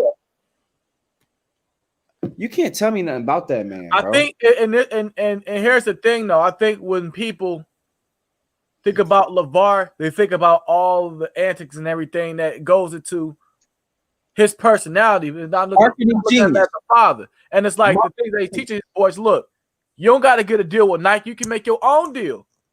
You don't got to go ahead and go to this man. You got your own. And he always teaches his boys his philosophy on how they should do things, regardless if they want to listen to it or not. And certain things happen, yeah, like with the guy that basically, stole, lines on money and all that other stuff. But from the foundation of how they were taught, anybody would want to have a father like that. Yeah, parents can be embarrassing, or sometimes, be like, damn, dad. But like at the end of the day, like you said, Jordan, you touched on it. His goal was all three of his sons was in the NBA, and he had two of them made the top three. And one of them, which really sucked, is in the NBA. Jordan, go ahead, because I got a point to make after you, Jay. Yeah, Mac, I wanted to hit on what you said. Again, they started their company, BBB. And he's like, you don't got to go to nobody. You can do your own thing. You know what I'm saying? And he pushed that. But what I want to get into again, as a father, a real father, the boys all walked away from the Big Baller brand. The youngest, he signed with Puma. And the oldest, again, I don't know what he's doing. But again, LeVar didn't disrespect them or say anything against him going to Puma. You know what I'm saying? Son, excel. Hey. Talking about that man disrespectfully. Hey, man. You know what else he said? If it don't work out, you can always come back. We got right here. All this stuff right here. And I'm like, dog, that's what, because I watched the interview with him and Shannon Sharp, and like that's what you're supposed to do. Is like, you know what, do what you want to do. But at the end of the day, if anything happened, we good right here. That's special, man. That type of stuff, it get me emotional. Like, damn, I set out a plan for my sons, and he worked them hard. Like, we see the lights and cameras. We don't see we in the backyard. They doing push-ups. They shooting 200 shots a day. You know what I'm saying? Every single day. Put them to work, set the groundwork, and made the shit happen. And had his boys' backs no matter what the fuck was going on. That's tough. Yeah. And the biggest thing, though? And Randy, I'm going to go after you. I got another question after you. Okay. The biggest thing I really want people to peep out is that the only reason people ever had to complain about LeVar because he was black. That's it. That's what I was going to ask. Yep. It's always been because he was black. Because John, you all in my business. Tonight, it must be a telekinesis going on, because every single one of y'all, nobody said this about Archie Manning, and I was going to use that. He has two Super Bowl quarterback sons who both won 2 Super Bowls, right? And who both are going in the Hall of Fame. Let's not even say that. I mean, we might just be the truthful about it. Peyton Manning going this year. He's going to be a first ball in the Hall of Fame. Let's forget it. When Eli come up, I don't care what y'all. I know, Jordan, you Giants all the way through. I hate Eli because he beat my boy Brady twice. But you know what? In the real of things, Eli Manning, he deserved to be a first ball in Hall of Fame. Period. So first ballot. Nah. I'm a Giants fan, but Eli, for real, he ain't first. I don't think he first ballot. The name alone is gonna get him in. The name helps. Depending who be there with him. I think the name alone will get him in first. I'm saying, if you want to ride the bus, Eli ain't the best bus to be on. You got there, but that ain't the bus I'm trying to hop on. You know what I'm saying? Yeah, but it's the biggest thing. Nobody said that about him, and y'all don't think that their father was behind pushing strings? You crazy. Lamar Ball, people might say that about my daughter, and I laugh because I had a parent tell me one time, and I really mean this. I never said this before, but I gotta take my glass off for this one. But here come the nigga. I had a parent tell me one time before, when they were saying my daughter, and I was saying I expect the best out of my daughter because I know what she can put forth, her effort. Every parent knows their child. And I always set a high standard for her. So my daughter's been, all A's in school. And it's because when I get off of work, I tell her all the time, I'm in there helping her study. I'm in there doing it too. I want to make sure she have it. I'm like, look, if you don't know, I always tell her the same thing. And if she was here, she'll tell you. She'd be like, yeah, even a genius asks questions. I'm like, yeah, that's what makes a genius because they're smart enough to know, hey, if I don't know, I'm asking. I'm going to figure out how this works. So when I see somebody like LeVar Ball and any other, first of all, people are always and always will be intimidated by strong Black parents because they're used to us being ignorant. That's what they wanted the mindset they have. Black parents are ignorant. They do this. So when they see a strong mother, a strong father, and don't let them be together. Oh man, they problematic. They about to come in here causing a fuss. So when you get in there, you got two parents on the same page. They putting foots in their kids' behinds, and they telling them, "Hey, you got to do this." And if kids deliver it, and they setting the stage for them. And I'm not talking about just you know how you got the parents that say do it, but they ain't doing it. I can't stand them parents. I'm talking about the parents that do everything they saying and they telling their kids, hey, you got to put in the work. What about you, Dad? Don't you see me putting in the work? I could be in the room sleep tomorrow. I'm tired. Don't bother me with that homework. It ain't never gonna be like that. We about to get it going. So I like you said, LeVar Ball, all of that was racist in the first place. It's always been racism. People just need to admit that. They don't like strong Black parents because strong Black parents put foot in ass and don't take shit from everybody else. Hey, period. I see Mackenzie and John talk about the Serena and Venus interview. I never saw it. I'm gonna go ahead and watch it. Me too. I never saw it, but that's like we had a topic one time talking about LeBron where he had windmill at his son's game and how everybody was just like, why you gotta do it? And it's like, dog, like why he couldn't be there. It's like they want to find like any successful Black father, like you said, especially if they're like from what I know, LeVar ain't got no criminal record or nothing like that. If they can find anything on any strong Black parent, they're gonna use it. Yep. Most definitely. But either way, all his boys in the league, bravo to him. You best believe he got them with good financial management too, because he wasn't broke even before they was in the league. So he already knew about it. So shout out to him and anybody else. LeBron is another excellent father. Hell yeah. LeVar's a lot of good fathers. I'm gonna keep pushing that. Yep. It's a lot of good, excellent fathers out there.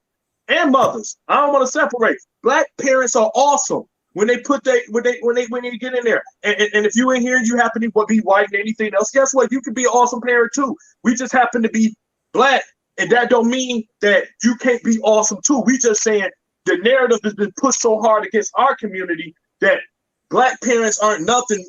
We don't need family, and that's a lie. That's what we trying to push. Not no racism. We love all of y'all here. I love all of you. Every color of the rainbow. I want to get into this because, Mackenzie, I know you're going to get ready to leave because this ain't your sport. We're going to get into the sport, like you said, football. And this is what I'm going to say, and I'm going to put this out here. I don't know how y'all feel about it. Pittsburgh Steelers are undefeated, yes. But the best team in the NFL is the Kansas City Chiefs. Yeah. I don't see – I'm honest. I just don't see nobody beating them. I don't see a more complete team in the NFL. I just don't. I don't. Every time I see them play, I mean, they went against – and y'all, anybody, if you got my personal page, you know how I am about Brady. I've been going off on Brady. I've been saying – they've been talking about how, oh, it's the players. They got to catch them. I'm like, it ain't the players. I'm looking at Brady throw. Brady is horrible this year. I don't care what nobody say. He's horrible this year. And the Chiefs, woo. It's they got too many weapons, bro. Pick your poison, bro. Because that's what I'm saying. Pick your poison. You got one guy in Tyreek Hill fast who run past everybody. You got Kelsey, who basically is a tight end, but he's really a receiver. Yeah, big receiver. Yep, Sammy Watkins is back. Then they got the other two guys. I'm gonna mispronounce their name, and then let alone you got Patrick Mahomes. Listen, I just love the poise. Like my dog, he ain't never phased. Said, "Hey, perfect play." I look at him. I'm like, damn. Again, they just threw you a half a meal. You know what I'm saying? Here, no, sorry, not half a meal. Bill. Yeah, Bill. My bad. Yeah, half I'm like, whoa, sir. And he didn't even blink. Like, cool. Football. Hype. Like, dog, what? But you know what? I think when it comes down to the Super Bowl, it's gonna be the best two quarterbacks. So I think it's gonna be the Chiefs and the Packers. They're the top two for MVP right now. My boy Russ ain't in there no more, but it's between Aaron Rodgers and Pat. Don't knock my boy Russ. No, Russ, that's my favorite quarterback. But bro, he ain't doing it like. No, don't down my man's. That defense is horrible. The defense is bad, but bro, like they ain't capitalizing on third downs neither. No. And that's where you're tripping again, man. I can't let you go with that. Russell Wilson, again, the interceptions that he's thrown is because he'll have his team up, but the defense can't do shit. I agree. No, I agree. Still, like you cannot carry the whole game. That's what Matt Stafford has to do, and that's why Matt Stafford looks so bad. When you got to throw for 50-something times a game, that's bullshit. You can't do that. Did we talk about Matt Patricia on the show? Nope, but good riddance. Get the fuck on. Man. Hey, somebody posted that Queen fans. They said Detroit fans were donating to Watson's charity for making sure he got fired. I was like, what do I donate, dog? Like, bro. But why so long though? Like, dog, like 3 horrible years with this guy. He came from the Patriots wing, man. You get him boys some time. He should have been gone. Ain't no damn way. Ain't no damn way, man. And you gotta think about it. Every good coach comes from a good coaching tree, right? Belichick, really good coach. Tony Dungy, he done got a whole bunch of guys in the league too. Tomlin. See, Tomlin is off a Dungy tree. There's a lot of guys that got off a lot of jobs. Marvin Lewis. I don't think they all over the place, but either. Huh? People give Dungy enough credit to me. Oh yeah, Dungy, one of the best coaches ever, white or black. They'll give him enough credit. And what happens is that the people that lead Belichick, if they have success, like shout out to Flores down in Miami, he ain't bringing that old Patriots mentality down there. He got a whole new system, and this is why he doing it. And I respect that. You got to find out what works for you. You got Matt Patricia. Oh, we're gonna do it like the Patriots. The Lions ain't the Patriots. They ain't gonna do nothing. Do the Lions have talent? Yes. But outside of that, Quinn should have left because all they kept doing was picking up old Patriot players.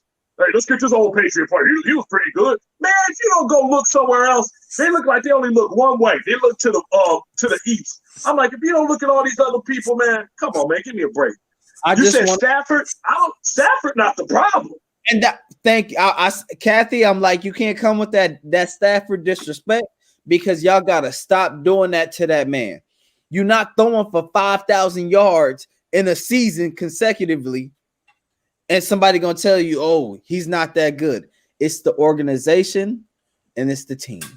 But you know what? And this is why I was saying that the stuff was falling on Russ. The success and failure falls on the quarterback, bro. Except for Tom Brady. It doesn't happen with Tom Brady for some reason.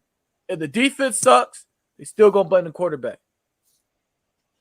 I'm really hoping that Tampa Bay don't get in the playoffs. And y'all can call me, don't get me wrong. Y'all know Tom Brady, my boy. But the way they playing this year, it wouldn't surprise me if they don't even make the playoffs. If they do, it's only because they added another team to be in the playoffs this year. I don't think the Saints beat their ass twice. Okay? They barely made it by the Carolina Panthers. I got to see them against Atlanta because Atlanta look good now. Atlanta looks like they about to go crazy. Hey, don't put your faith in that. And then it's like the only big team they have beaten in the NFC is the team that everybody say is going to the Super Bowl. That's Green Bay. That's the only team, the big team that didn't beat. Everybody else, they lost to the Rams. I'm gonna be honest with you. I don't think Green Bay gonna make it. Nope. What? I think they might. I want to keep hanging in there.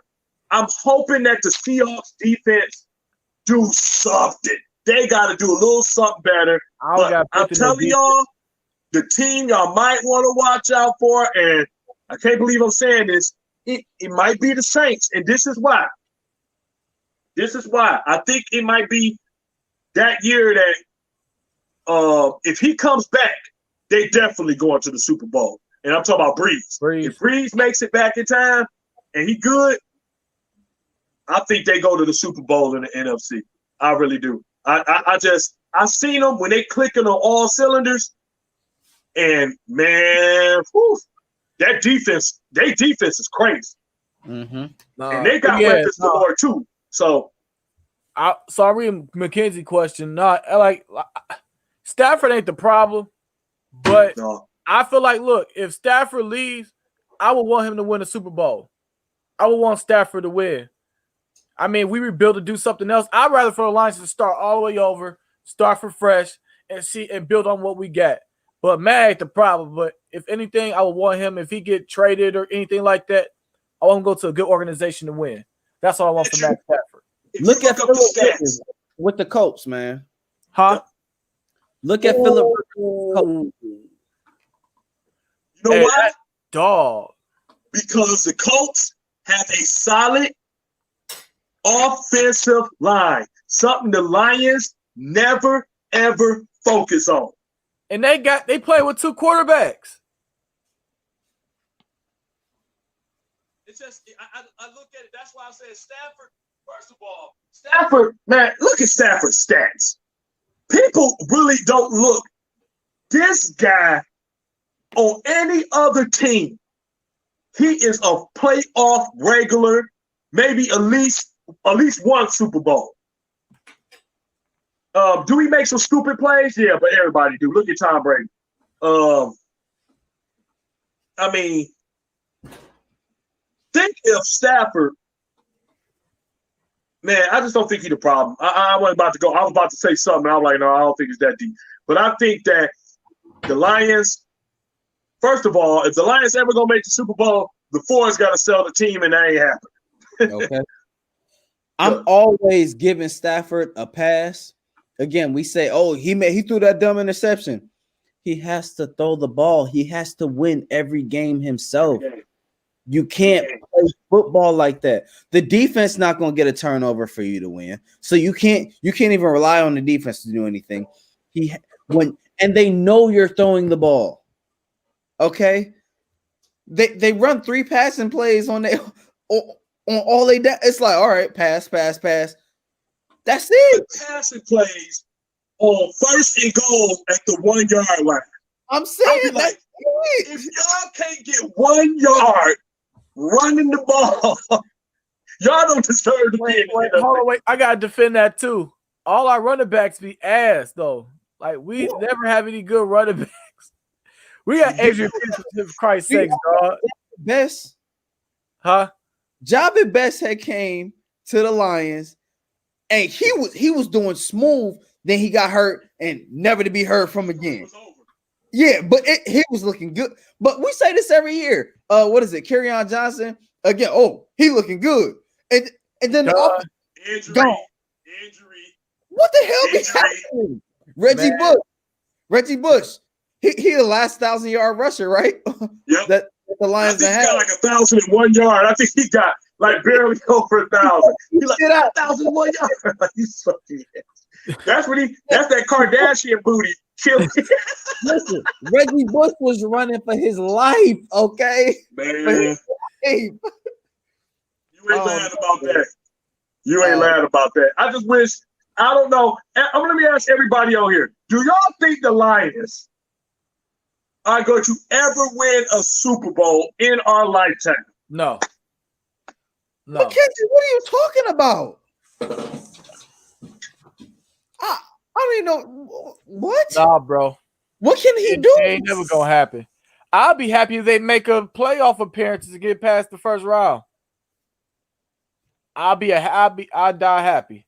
It's the curse of Barry Sanders, man. You can't do Barry like that.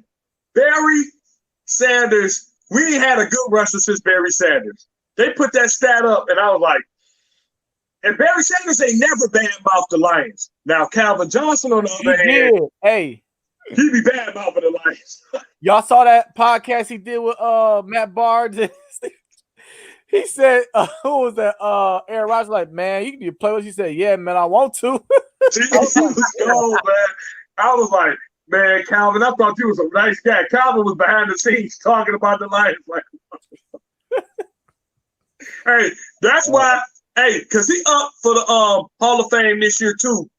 I would like to say that he could get in, but it's one wide receiver I feel like should get in before him, and that's Hines Ward from Pittsburgh. I'm a big Hines Ward fan. I thought he was a tough guy. But Peyton Manning is definitely getting in, so it's a wrap. Ain't going to have no crowd there because of the COVID, but it is what it is. Hines Ward? And it's only because he was so tough. As, that Steelers defense. I remember him. It's going to be hard-pressed. Peyton Manning is the only one that's a surefire he getting in. Peyton Manning getting in. No, for sure. And he should. He didn't win that last Super Bowl, but he's still getting in. Yeah. Hey, he took it, right? He was like, he's like, defense going to have to win this. I don't know if he put 100 yards in that game, okay? Hey, that's how, and this is my fear, because that's how Tom Brady's starting to look to me. I'm like, bro, just retire on top. Do what what's my man name? Elway did. Retire. Win 2 Super Bowls, retire. Elway was like, I'm done. I got 2 Super Bowls, I'm done. Man, don't let him come like this. What's to say? McKenzie said, that's what I'm saying. Jordan, even if he doesn't, he does everything right. If the offense isn't cohesive, it doesn't matter. Yeah, I agree with you on that. Yeah. I think the Lions, though, they never get a really, really good coach until Jim Caldwell. Caldwell was getting them together. And once they get, my thing is that do like the Steelers did. They got up and down years, but they never get rid of Tomlin. They're like, no, he's been doing good. He had a down year. The Lions are too quick to just get rid of people. And whoever's the coach, they can't be scared of the Fords. I think most of the coaches are scared of the Fords. Of course, they're the owners. They could get you. I'll be like, fuck you, don't get him. Like, don't get him. I'm telling you. So, but let's see what happens. I feel like they did Caldwell, like they did Mark Jackson with Golden State. Yep. Boy was getting everything together. They said, we'll let you go. He still don't get a call back. He still don't get his name never come up for no head coaching jobs. And that's what I'm pissed off about. Like, even now, the fans are asking for him, but they looking at other people. I'm like, dog, like this, he has a winning record for the Lions. For the Lions. I wonder if he would, like, man.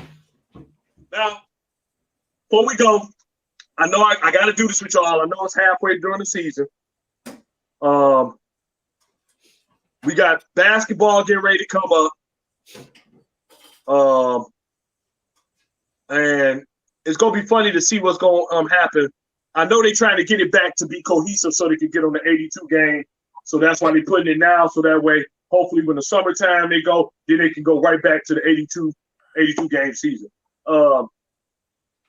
With all these trades going, because everybody pretty much, you can really tell this year with the NBA that they're everybody trying to find the right pieces. They're like, look, we need to make this run. I got 5 questions for y'all, okay? Real quick, yes or no questions. We already heard about the trade with the Wizards, and I think I got y'all already. With what the Wizards have remaining on their team, are they a playoff team now with Westbrook on there? No, yeah, because it's the East. That's it. Yeah, they should. If they don't, that was a real dummy. Okay. Y'all know who I'm really. You got 5 questions. I'm gonna let you go with your 5. Nah. No, I'm gonna say no. I'm gonna change. I want to say yes, but I'm gonna say no. I don't think Bradley Beal or Westbrook go mix, bro. Yeah. All right. Next question. Question number 2. East now gonna have to contend with the fact that Kevin Durant is going to be back on the Brooklyn Nets. Do y'all think with Kevin Durant being back on the Brooklyn Nets, do you expect the Nets to jump all the way to number 1 seed in the East? Yep. Him and Kyrie together, yeah. And even not even considering them, they already were a really great team. The role players that they have, their bench, they have a very solid bench. And when you throw superstars on that, you elevate. So, yep. Yeah, but, all right, I know it's supposed to be a yes or no question, but think about what happened with the Clippers. The Clippers were a good team. When you add Paul George and Kawhi, then they don't get past the second round. So 2 stars can ruin the team too. You said Paul George. Huh? Yeah, and I hate Paul George. But yeah, the extra 2, yeah. I can't stand Paul George. I agree with y'all. I think they at the least will be a number 2 seed, but they should automatically jump to that because they, like y'all said, this is a playoff team before them 2 got there. You know what I'm saying? So, and again, even if people got to stop thinking, oh, number 1 seed. Even if if they are 3 or 4, they still gonna do what they gonna do. That's even worse. You're gonna underestimate them a little bit, and they gonna come firecrack your ass. Mm-hmm. Go ahead. I agree. Third question: the Milwaukee Bucks, is they run of being the best team in the NBA over record-wise? Yes. No. Yes. Giannis a beast. Yeah, Giannis, but I don't care about the regular season. Do what you do, man. No, I think they're playing more games in the East. The East got better. It's gonna be harder for them. Philly got more shooters. We got the Nets here. You know what? I'm gonna stop you right there, because I remember I don't know if it was me and you, or Jordan and me, but we was like, oh, Toronto gonna be straight if they keep their guys. And they did. And they lost a lot of guys. They lost a couple of key guys. I don't think Toronto gonna get in the top. I don't think Toronto gonna be in the top. I don't think they're gonna be in the top 8. Nope. Well, I will say, considering who they got, you still got Lowry and Pascal, and you got Fred VanVleet, and you in the East. So look, they're better than Detroit. They're better than the Wizards. They're better than. I don't know. I can't say that because understand I don't know about that. Player. Dang. It's just they lost. I'm gonna tell you somebody who disappointed me this year in the playoffs. Siakam. I was like, where was you at? This is your time to really show. It's like, what's the best way I can say it? Like on the Steelers. I know we're going back and forth. But with the Steelers, remember with Juju Smith-Schuster. He ain't been the same receiver since Antonio Brown left. You remember he had that explosive first season, but Antonio Brown was there. So he didn't have to face no double teams, right? Siakam had that explosive season when Kawhi was there. When Kawhi left, he had to step up, and I didn't really see him step up. I saw him make a lot. It's like, bro, you the man. You gotta be the man up here. And this is where I make my point, cuz. So listen, Toronto is still better than the Cleveland Cavaliers, Chicago Bulls, New York Knicks, Detroit Pistons, and the Charlotte Hornets. That's 5 teams. I'm not counting Magic they possibly can beat. I'm not counting Atlanta Hawks still in development. I'm not counting the Washington Wizards. So Toronto definitely be up there. They traded Jonas Valanciunas. They traded Serge Ibaka. I ain't worried about them no more. But I mean, they still be the top 8. Think about it, like, bro. The other 5 teams are horrible. They can make it to the playoffs, but I'm saying, who cares? They trash. I mean, I agree, but I'm just saying they're gonna make the playoffs. Yeah, no. Right, what's this? Number 4 in the West. We all came to agreement. We said Lakers will probably still be the number 1 team in the West. Mm-hmm. Who is your pick for the solid number 2 team in the West? Clippers.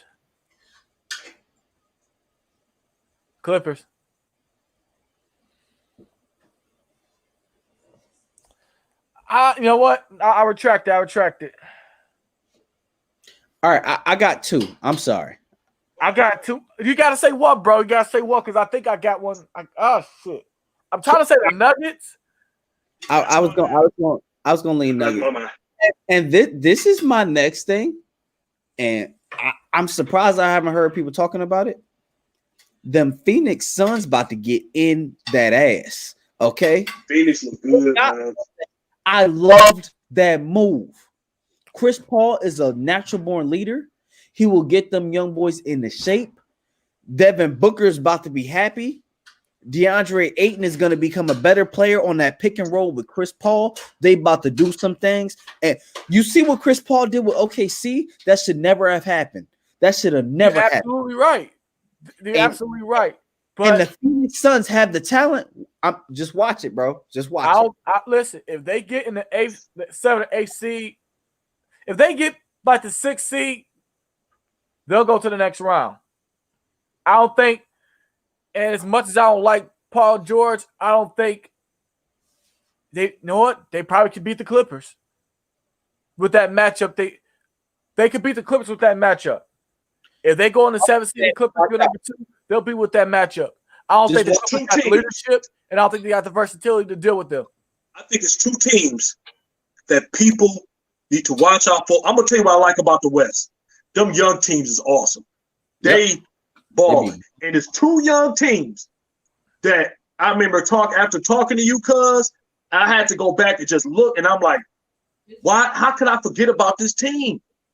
Denver. I think Denver gonna be up there for a long time if they keep their people together. Wait, hold on. Denver got Malik Beasley, right? Yes. Yep. Oh, they messed up because he cheated on his wife. He done, man. Hey, was Scottie Pippen ex-wife? He had a side chick and a side chick. He done, bro. He done. And the other team. Hey, you over there? Utah Jazz. A little freaky ass little boy. We're crazy, man. This nigga too freaky. Jordan do something freaky every show. Yeah. This nigga's a freak, dog. Telling you. So I just think those 2. I think Denver and the Utah Jazz. Utah Jazz, man, these boys are good. I love Donovan Mitchell. If LeBron leaves the league, that's my next favorite player. I don't know if they'll be number 2. I think Denver my number 2, but the Jazz can stay in the mix. They can stay in the mix. I got a 6th question for you too, Randy. After your question. All right. So and the last one is, do the Detroit Pistons make the playoffs? That's it. No. Hell no. And get Blake Griffin out of here. Please.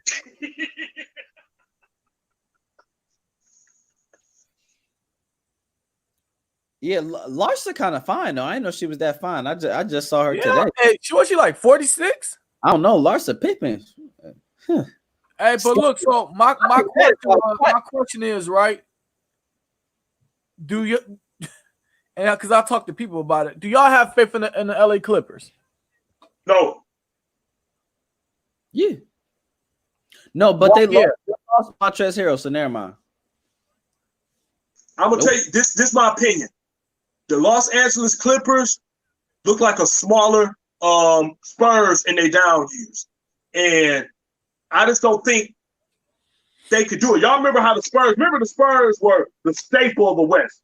It's like if you wanted to get out the West, you got to go through San Antonio. They tried to, I think they just put too much on the Clippers to say, oh, they're the team, oh, they're the new big brothers. I'm like, you got to play first, man. Y'all really thought they was going to rip past LeBron James? Like, come on, even if you don't like LeBron James, you really think they going to rip past LeBron? You think LeBron going to let this team come and be the big brothers? Like, it wasn't going to happen. And when you saw them struggling, I was like, man, they ain't ready. And then when I saw they got Paul George, I'm sorry. I've always, you already know this, cuz I've never liked Paul George. I always thought he was overrated. I don't like Paul George, and this is why I like Paul George outside of his skill. Every time he lost, it was always an asinine excuse. Mm-hmm. He never took it on a chance, said, all right, I need to do this better, whatever. He blamed it on something like, oh, dang, that was a bad shot, or we wasn't ready yet. I'm like, dog, like, Mac, own up to your shit, step up, bro. What the hell do you mean? This wasn't really championship or bust for us. Like, nigga, y'all the favorite. And That's even the thing. now, It's like when you got people like that on your team, not gonna everybody ain't speaking the same language. Can you imagine if you said that on LeBron team? LeBron would look at him like, you're gonna be traded the next year. yeah, he gone. Jordan, Kobe, LeBron. Those three guys, people can say what they want to say about them, but I guarantee people watch their mouth what they said in the locker room around these guys. Like, oh, you don't want to play? Man, get rid of him. He don't want to play because they want to win. And I just don't think – I think the Clippers are that team now like they always been when they were good. They always going to be good enough to get in the playoffs, but they'll never see the championship. They'll never see the championship. Nah. Yeah, and I feel like, you know, they did change the leadership with Ty Lue, but it's certain stuff you ain't changing in that locker room, and it's like the West already loaded. Everybody got your number, bro. Look, think about it. Yeah, and I think you said it, Jordan. Paul George is gonna play he'll play during the regular season, but when it's grind time, we already saw they're a mismatch for Denver. They're a mismatch for the Lakers. They could possibly lose to the Jazz. I think if Porzingis wasn't injured, they'd have lost to the Mavs. It's like what these West they got so much. They got way more heart than the Clippers. I think the top 5, even 6 now. You count Phoenix. I think they are the kryptonite for the LA Clippers. They have no leadership of point guard. They have nobody to protect the rim. Well, you got Serge, but if y'all look at the stats, James Harden got more blocks than Serge Ibaka last season. Mm-hmm. Serge ain't been the same since he left the Thunder. He ain't been defense since he left the Thunder. So he's not. And he got more you know what I'm saying? I mean, he was Air Congo there, and then he ain't never flew again. That was all he was doing. Listen, he's a 3-point shooter. Is Paul George a pass around bitch? Hey man, come play. Ooh, I'm gonna come play with y'all. Hey man, bring your bitch ass over here. Okay, I'm gonna come play with y'all real quick. Basically, you ain't never lied on that. I just think that's what it is, man. I feel you on that. You're supposed to be so considered an alpha. You a pass around bitch, and I don't like that. But I don't want to play with nobody, man. It is just like, man, he was talking. Think about this too, though. The Clippers, they ain't done yet. Nah, I really think they want to get rid of George. They ain't finding nobody to unload on him. So don't be surprised if Patrick Beverly gonna be gone. Lou will go. Or Lou will. And I heard they've been talking to Indiana so tough. I think definitely try to get with Lou Will and Patrick Beverly because of the whole locker room thing. Because y'all know they didn't want to re-sign Montrez, so he went to the Lakers. So I think what they're gonna try to do, all right, this is how this is the culture that we want. If y'all don't agree, get the fuck on. I think Marcus Morris came back because they gave him that bread. He like, 64 mil? I'll take it. Yeah. Please. For real. Please. I'm gonna tell you, but I really can't. I ain't gonna lie to you. I ain't been this excited about the NBA season. Maybe because the bubble made it so much better for me. Yeah, I love it. This is the way I watched every NBA game when they was playing this year when they was in the bubble. I loved it. Yeah. And I was like, man, it looked like when you go to the gym and you having a pickup game and guys is playing tough. Like forget it.